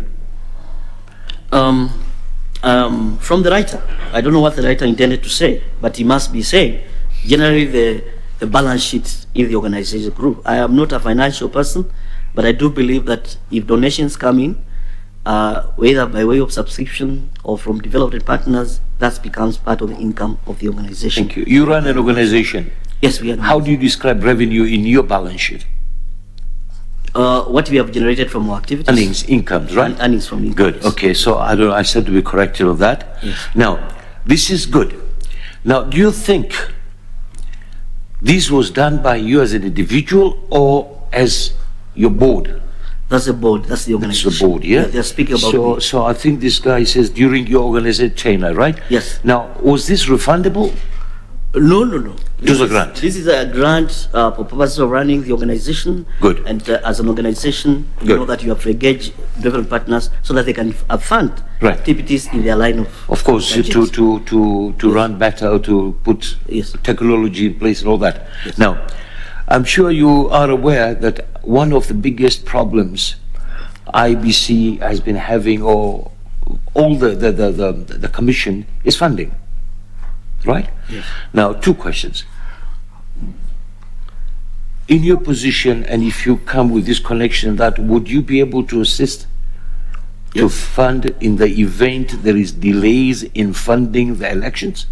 Yes. In the elections law and in our elections in IBC Act, IBC is allowed to not only get money from Exchequer but engage other developed partners. And how do you do that? Have roundtable meetings. We have embassies, we have international organizations like UNDP who come in and say, we want to support Kenya in this way, in the pathway to democracy.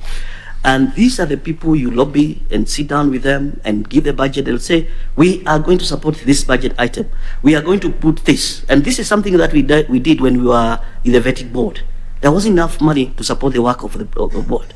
And we had to have a roundtable meeting with a number of development partners, and we put a basket fund, which through National Treasury allowed us to use, and we were able to accomplish. So similarly, if I was joined the IBC, I will use those soft skills again to be an ambassador within the organization, to lead the team that will sit down and demonstrate that you give us these funds, we will be able to use them this way, because development partners like accountability. Thank you, Mr. Mujite. My parting short is, we would maybe appreciate your legal mind and experience you've been having. There's 2 sayings. There's no free lunches, all right? And you don't look at a gift horse in the mouth. How can IBC ever be independent when it is going out for grants and funding and, that is, I don't need an answer, because it will be, it's a matter of concern to all of us as Kenyans, I'm sure, including you. Thank you, and all the best. Thank you very much, Thank you, Chair. Dr. Thank you. Thank you, Dr. Abdallah. I'll now request Mr. Gideon Solonka to ask you a few questions. Thank you. Thank you, Mr. Munyidhia. Now, my first question will be Article 2 on the supremacy of our Constitution provides under sub-article 5 and 6 that the general rules of international law shall form part of the laws of Kenya, and further, that any treaty or convention ratified by Kenya shall form part of the laws of Kenya under this constitution. Kindly give us 4 international laws or principles on elections that apply to Kenya. Okay. Thank you very much for that. Let me start by saying that 1, the general principles under the ICCPR, the International Convention on Political Rights, comes in straight into Kenya and is already in our constitution by virtue of how we have enacted our Article 81 on the general principles of how elections should be. Coming closer on the regional, in terms of African Union, we also have a convention which governs the issues on political rights and all that, which is very important. Freedom of association, again covered in the same convention, which is key to the management of elections. Again, the independence of electoral bodies covered again under the convention for purposes of guaranteeing free and fair elections. Then finally, when it comes to dispute resolutions again, we have whole conventions on how tribunals and courts operate to try and deal with disputes that come as a result of elections in this country. Of course, guaranteeing the sovereignty of this country. Okay, thank you. Are you aware of the United Nations Declaration on Human Rights? That's the first one, the UNGR, and that's where everything flows from. Okay. International Convention on Political and Civil Rights? SSPR, yes. International Convention on Elimination of All Forms of Racial Discrimination? Yes, it's in our Article 27 now. Okay. And what about the Convention on the Rights of Persons with Disabilities? It's also there. Okay. Now, let's move on. You talked of prisoners voting, yes, in Kenya. So when did prisoners vote in Kenya in our history? In the 2010 referendum, when we are getting the new constitution, through the High Court decision that Kitruo went to court, that was the first time we got the prisoners coming. And in 2013, in the first presidential election in the new constitution, the prisoners were registered and were able to exercise their right to vote. Okay, now the constitution disqualifies two categories of persons from registration, yes, as voters at elections or referenda. Yes. Who are these persons? If you are found to be a person of unsound mind, if you have been found to be bankrupt, and even if you have been convicted of an election offense, be disqualified from participating. Okay. Now, are you aware of the decision that made it possible for prisoners to vote? I may not pick it of it, but I'm aware it's the famous decision by the then CEO of Kitruo, Chashiria, who later became now Member of Parliament. Yes. And now she's a member of the National Commission on Gender, Priscilla Nyukabi, yep, and others. That's the case. Okay. Thank you. What is a campaign period? Well, for purposes of our elections, we normally declare a window when political parties have finished their nominations within a period of 90 days, then 21 days to the elections. People are allowed now to come and cross the country, canvassing for votes, convincing voters to be able to vote for them, and then 48 hours to the poll day, that period is closed. Okay, having that in your mind, is campaigning in places of worship or during burial ceremonies allowed? Well, in this country, we have seen people take advantage of that. It has been spoken against it in terms of respect for freedom of worship. Do we have a law? Not yet. Not yet. We don't have a law barring that. So people still speak. You sure of that? Yeah, I'm sure of that. I'm not aware of any law that bars people. You may need to look at the Electoral Code of Conduct. Okay. In the second schedule to the Elections Act. Okay. Yeah, paragraph 6D. All right. Yeah, it clearly is clearly debars people from campaigning during campaign period. Okay. At funerals or places of worship. Thank you. Yes. Now, I want you to tell us. Okay, just a simple question. When did Kenya become a one-party state? In 1982, after the past coup, when the constitution was amended. 1982. After 1982, yes. Cool. And when were the Mlolongo elections held in Kenya? 1988. Okay. Why is secret ballot voting important? It's part of the key principles in elections that no one should be able to know the choice I've made. It's a principle in our constitution, yes, and even in election regulations. Now, these Mlolongo elections that were conducted, as Yes. you rightly said, in 1988, Yes. What did that entail? It entailed people lining up against in support of the candidate whom they support. Yes. And Kenyans were openly able to see that somebody who had a longer queue was losing election to another one who had a shorter queue. And that then did not guard the secrets of the vote. So, which provisions of the current constitution will that Mlolongo type of system of election violate? We do not have that system, because even in our nominations now, the regulation requires that everything be carried by way of secret ballot. We have not had a provision of queue voting, as it was called then. So I'm saying, which provisions will it violate in our laws, in our constitution today? I think you'll find it in Article 86, the voting mechanisms. Yeah. Yeah. Article 38.3 on right to vote. Yes. Yes. Okay. Now, how were the commissioners of the ECK appointed for purposes of the 1997 elections? We had, and you may recollect this, we had just left the university, we had the IPPG. Yes. There was a negotiated package where political parties came together through a parliamentary initiative and nominated persons to join the Electoral Commission and expand it. From being a lean commission of around 9 members, it became 22.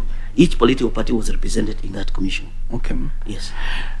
Can you kindly highlight some provisions of the Constitution of Kenya 2010 that anchor our multi-party democracy? Yes.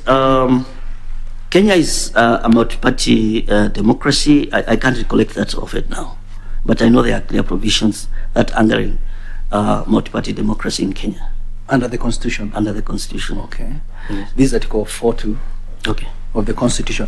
Now, what is the threshold for a candidate in a presidential election with more than one candidate to be declared as a winner in the first round?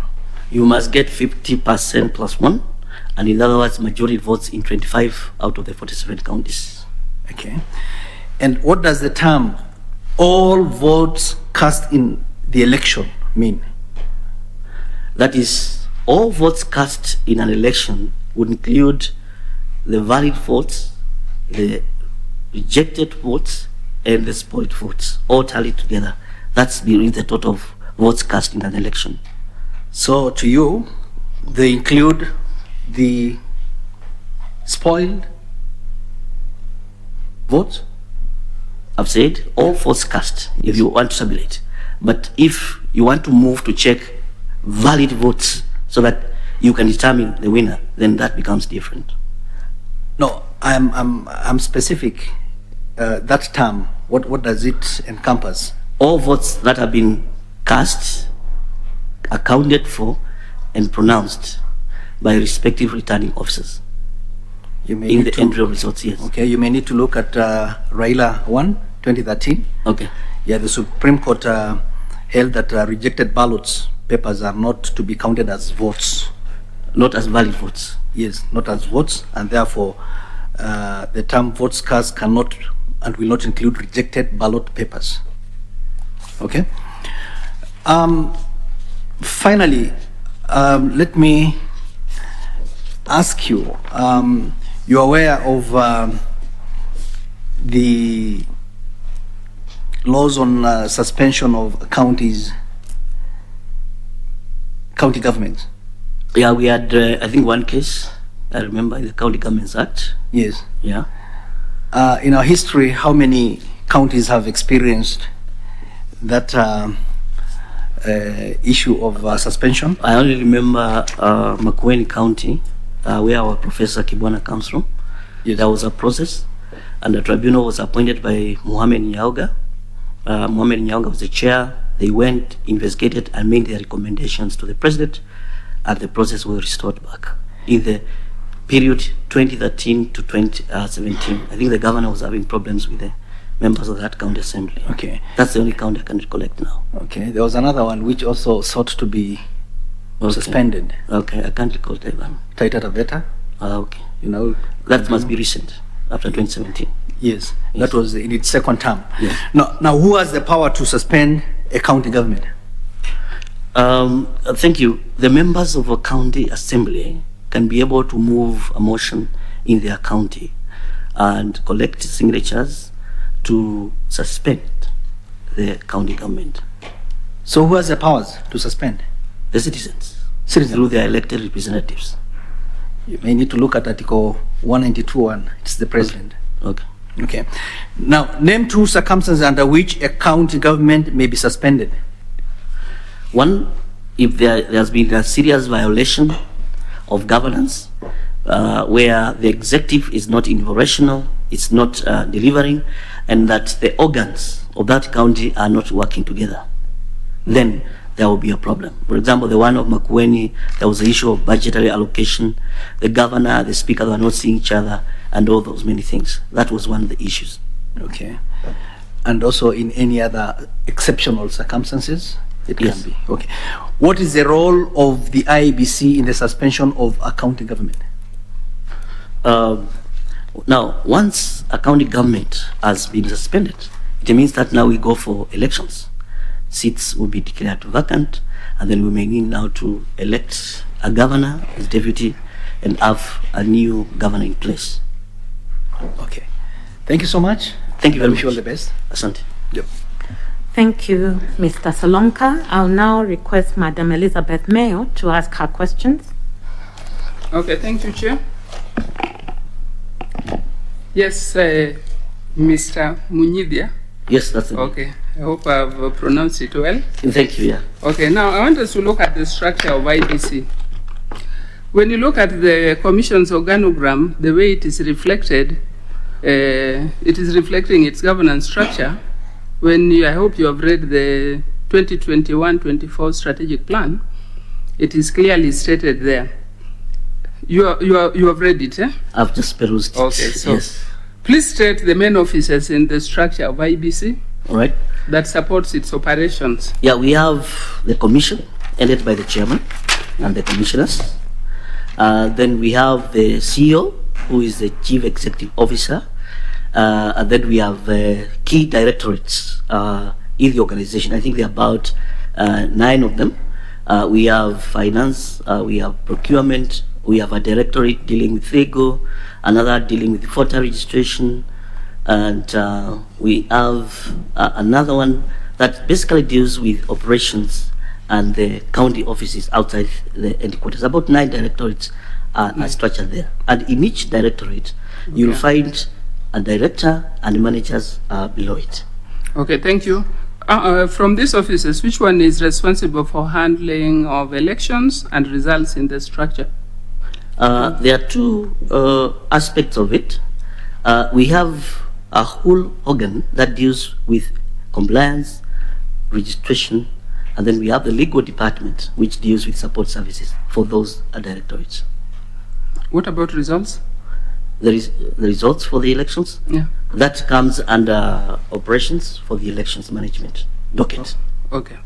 So what are some of the risks in terms of possible offenses that you think IBC officials might commit?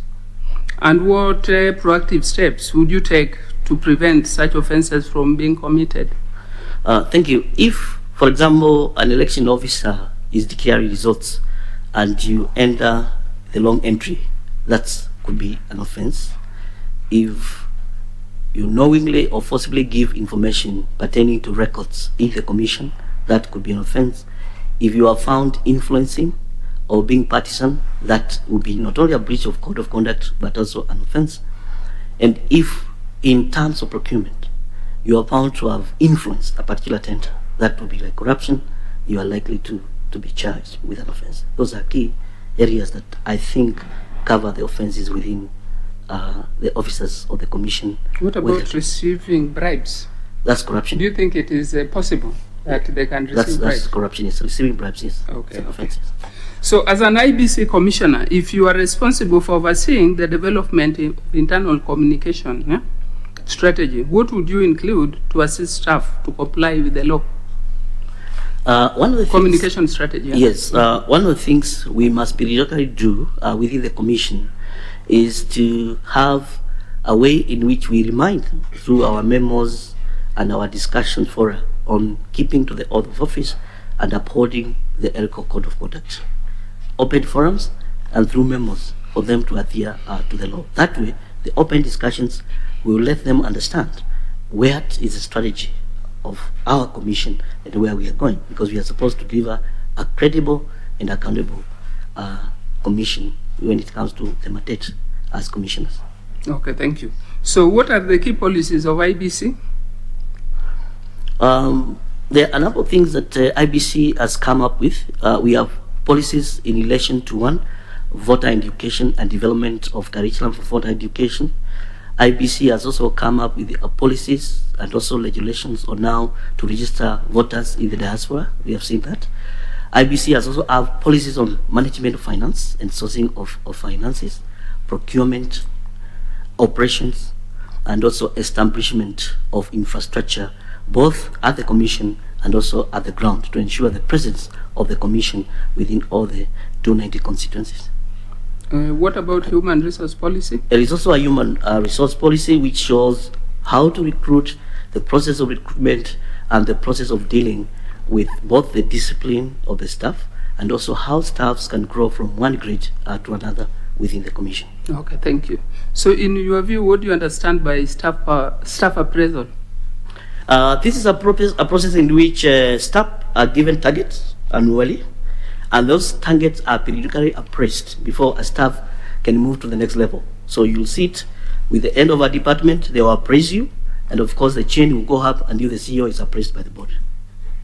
Okay. In case there is you are through? On the key targets that they set in the beginning of the year to achieve. Okay, thank you. Thank you, Justice. Where there is where the court has found the commission has committed irregularities, yeah? Maybe somebody has taken IBC to court and the court has found that the commission has committed irregularities through the actions of their staff. What measures would you take into account, taking into account that you have the performance appraisal matrix which all the staff are aware of? I will need to check the breaches that they may have committed, where you find that the findings by the court are such that they impact negatively to the trust which sort of on the IBC, then you may need to take that staff through a disciplinary process. In fact, in some cases you may have to relieve some of the staff their duties if you find that they are in breach as found by the court. No person should be condemned and had. You must have a fair administrative action taken on those staff. What about the strategic objectives that you had put in place before you even signed these performance contracts with them?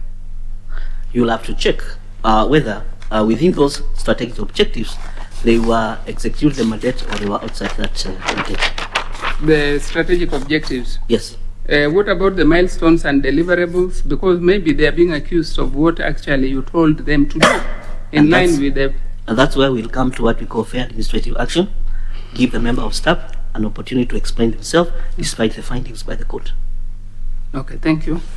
So in terms of risk management, risk is one thing that, if not well managed, can bring an institution down. I hope you agree with me on that. Agree with you.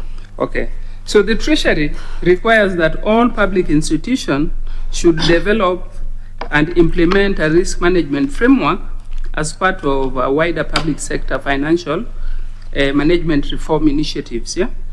The Commission has complied with this. When you look at this document, the strategic plan, you'll find that they have actually complied with that, and they have identified various risks that can hinder them from achieving the implementation of this strategic plan.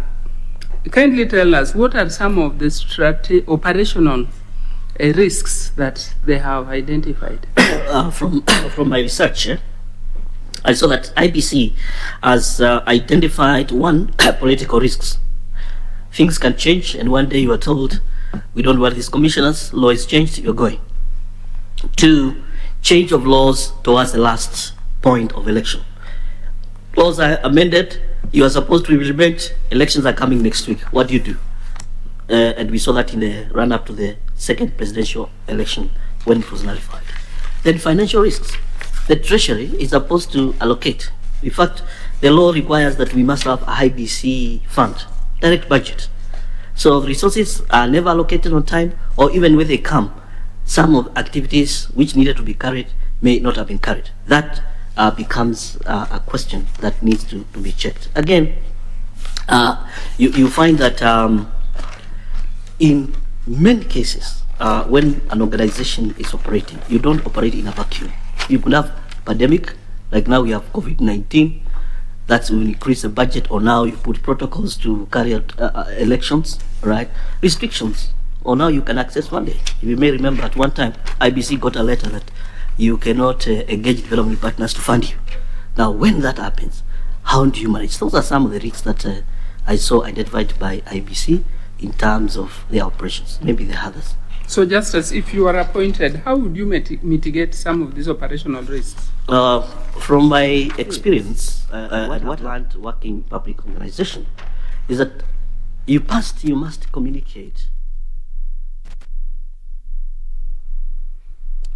Well, those are the interviews for IBC commissioners taking place at the Kenyatta International Convention Center. The conclusion date is expected to be around the 22nd of this month, and 36 candidates expected to face the panel, and it's going to be a Herculean task, definitely deciding who amongst the 36 candidates is best suited to represent or to become a commissioner with the IEBC. It's been very interesting. I mean, a lot of questions, coming through from the panelists. They're asking about, election integrity around elections, as well as, embracing technology and ensuring that next year's election is delivered without hitches. So far, I know you've been listening keenly to these interviews. What conclusions do you make? The conclusions I make is that at least there are steps towards putting in place the infrastructure for the election. The quality of the infrastructure is a story for another day, but it's a pity that 1 year, close to 1 year into polling in 2022, the IEBC is still not in place. Because you can imagine out of the ongoing recruitment, because the law requires that the IEBC must be intact and in place 1 year before the election.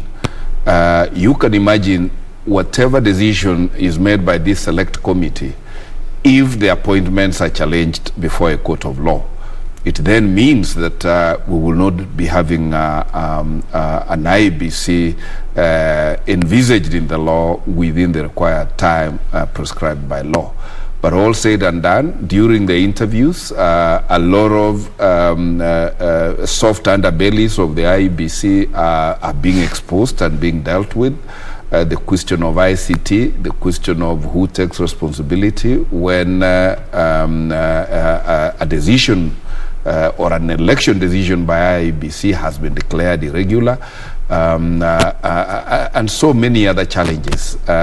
Be it as it may, we need an electoral body because we cannot shift goalposts or the term of the current parliament or the term of the presidency, and it is therefore imperative that by all means we need to have this exercise complete as quickly as practicable. And just to clear any doubts, we saw about 2 weeks ago IEBC issuing a statement saying that elections will definitely be held sometimes in August the year 2022, and when you factor in the fact that these interviews are coming to a close on 22nd of this month, in case there's protests before a court of law, I mean, where would this whole process be left at? No, it's a challenge. Indeed, it is beyond the mandate of IEBC to state that you will have elections in 2022, whatever date it will be, because, of course, that is what the law says today, but nothing stops the citizens of this country from amending the law if they so wish. What I should have heard our chairman of IEBC say is when the election date comes, they will conduct the election according to the law and according to the constitution that has put them in office.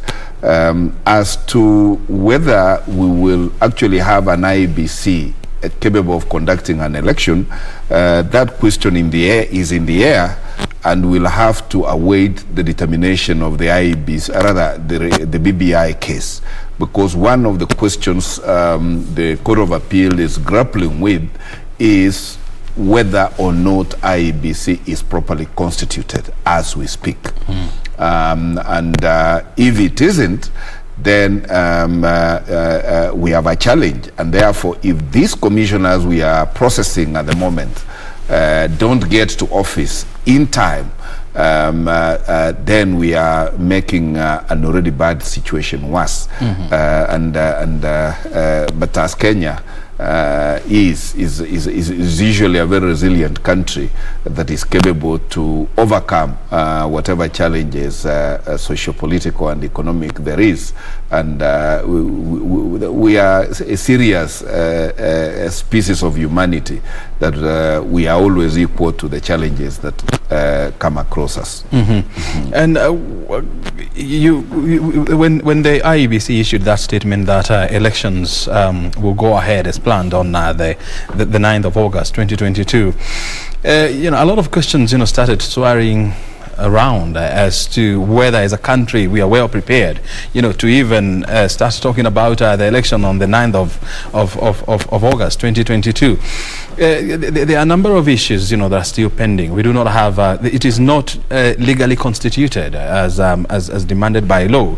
The issue of technology, ICT adoption at IEBC is still is still a question that needs to be addressed. Why do you think the IEBC was quick to issue that date? Well, it is about being relevant and being visible. Because if you asked me, while IEBC is saying yes, there will be an election next year, the same IEBC has made steps towards procuring referendum material. Of course, yes, it is out of abundance of caution, just in case we will have to go through a referendum. Then how do you, same IEBC, say we will carry out an election next year, and you are floating procurement or tenders on referendum material? And how can you say we will have an election next year before we get a determination on the BBI case? In the event the BBI case allowed a referendum, then there are other questions we have got to deal with arising out of that decision. And I dare repeat that the IEBC should sit in place and wait for Kenyans to tell them when there will be an election. Of course, for now, it is the second Tuesday of August in 2022. Other things remaining constant, that is what it is, and perhaps that is what IEBC was speaking to. But as I said, Kenya is a country capable of anything, and therefore it is not election time until it is election time. and I mean, you're saying that yeah, it's true that the mandate of changing election dates remain with Kenyans, but what would that take if Kenyans were to decide, hey, look here, we're not ready for these elections come the year 2022. What will it take for them to change the second Tuesday of August 2022? Of course, it will take a referendum, and do we have that time? And it is not a question of time. Time is a factor that can be dealt with. Because look at it, O'Brien, the last boundary delimitation in this country was conducted in 2012. And after every 10 years, it is required that before we go into elections, boundaries again be delimited. IEBC has not even started thinking about delimiting of boundaries, and therefore I do not know when they say we will have an election next year, it means election using what electoral units, because they are required by law to have conducted a boundary review, which they have not started, which, if you asked me, alone is enough to derail the election, because you can't conduct an election unless we are agreed on what are the electoral units that are going to be in place. And one of the items in the BBI appeal case question is there were to be additional electoral units to cure the question of proportionality in representation. And therefore, that is a question still, depending on what the Court of Appeal and possibly Supreme Court speak about it, that will impact on whether we will have an election, and if so, using what electoral units. Mm-hmm. And so quickly before we wind up, when you look at the elephant in the room, you're talking about a boundaries review, orienting new commissioners who would join IEBC, conducting a referendum, if at all the Court of Appeal says it goes ahead. This is likely to be definitely a full plate for IEBC, right? Oh, certainly. And I do hope that those who have presented themselves for that job are equal to the task, because it is no mean achievement. It is a challenge that requires people with very thick skins. And what you're actually seeing on your screen, the voting exercise that is currently ongoing, that is Muguga ward, where the locals there are voting to get a new MCA following the death of their former MCA. And of course, the whole morning we have been at the various polling stations in Kiambaa constituency, where a tough duel is currently underway between UDA and Jubilee Party. And we have had the two candidates casting their ballots, and of course we'll be waiting and of course following to see what exactly unfolds from Kiambaa. So we are still continuing with our discussions here around the preparedness of IEBC in conducting the 2022 elections. But as we come to the end, you are talking about the three elephants in the room: the boundary reviews, the elections in 2022, and of course the referendum, if at all the Court of Appeal says it goes ahead. So how would you expect IEBC to pull through out of these serious issues? As a commission, IEBC, I think, has no say, and which is the reason why I say chairman is being ambitious to speak about there being an election next year. The question on whether and when we will have the next general election is actually a political question. Although engraved in the Constitution, certain indicators as of now are pointing towards inability to have infrastructure ready, to have sufficient funding, and to have a consensus on what electoral units are going to be used in the next election. So I'm sure after we finish with the BBI appeal case decision, the ball will be back on the citizenry to decide from here which way Kenya, and how do we fast track whatever infrastructure that we need to have in place in good time, whatever laws that need to be reviewed so that they are aligned towards allowing an election within time. Very well. Thank you very, very much, Steve Muguga, for your input and, of course, for your insight and finding time to be with us here since 10:30 today. And we highly appreciate your insight as well. Humbled. Very well. We have been talking to Steve Muguga, a lawyer and political commentator on the issues around IEBC, as well as the by-elections in Kiambaa constituency and Muguga ward. You have heard it from him. Remember, lunchtime news is coming up next, and we'll be crossing over to Kiambaa by-election to exactly get an update on what is on the ground. Jackie Wambiro is coming up next with the lunchtime news. Stay right here. My name is O'Brien Kimani. Thank you.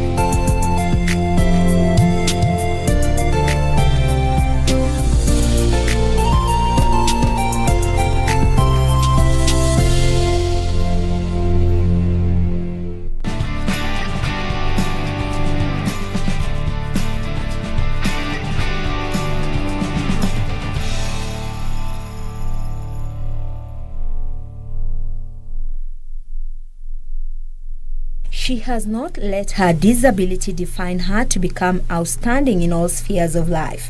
Anne Wafula Strike has defined herself to become an accomplished wheelchair athlete, an author, motivational speaker, and a sporting ambassador. I am a Paralympian, but also I'm an advocate and a champion for disability rights and inclusions.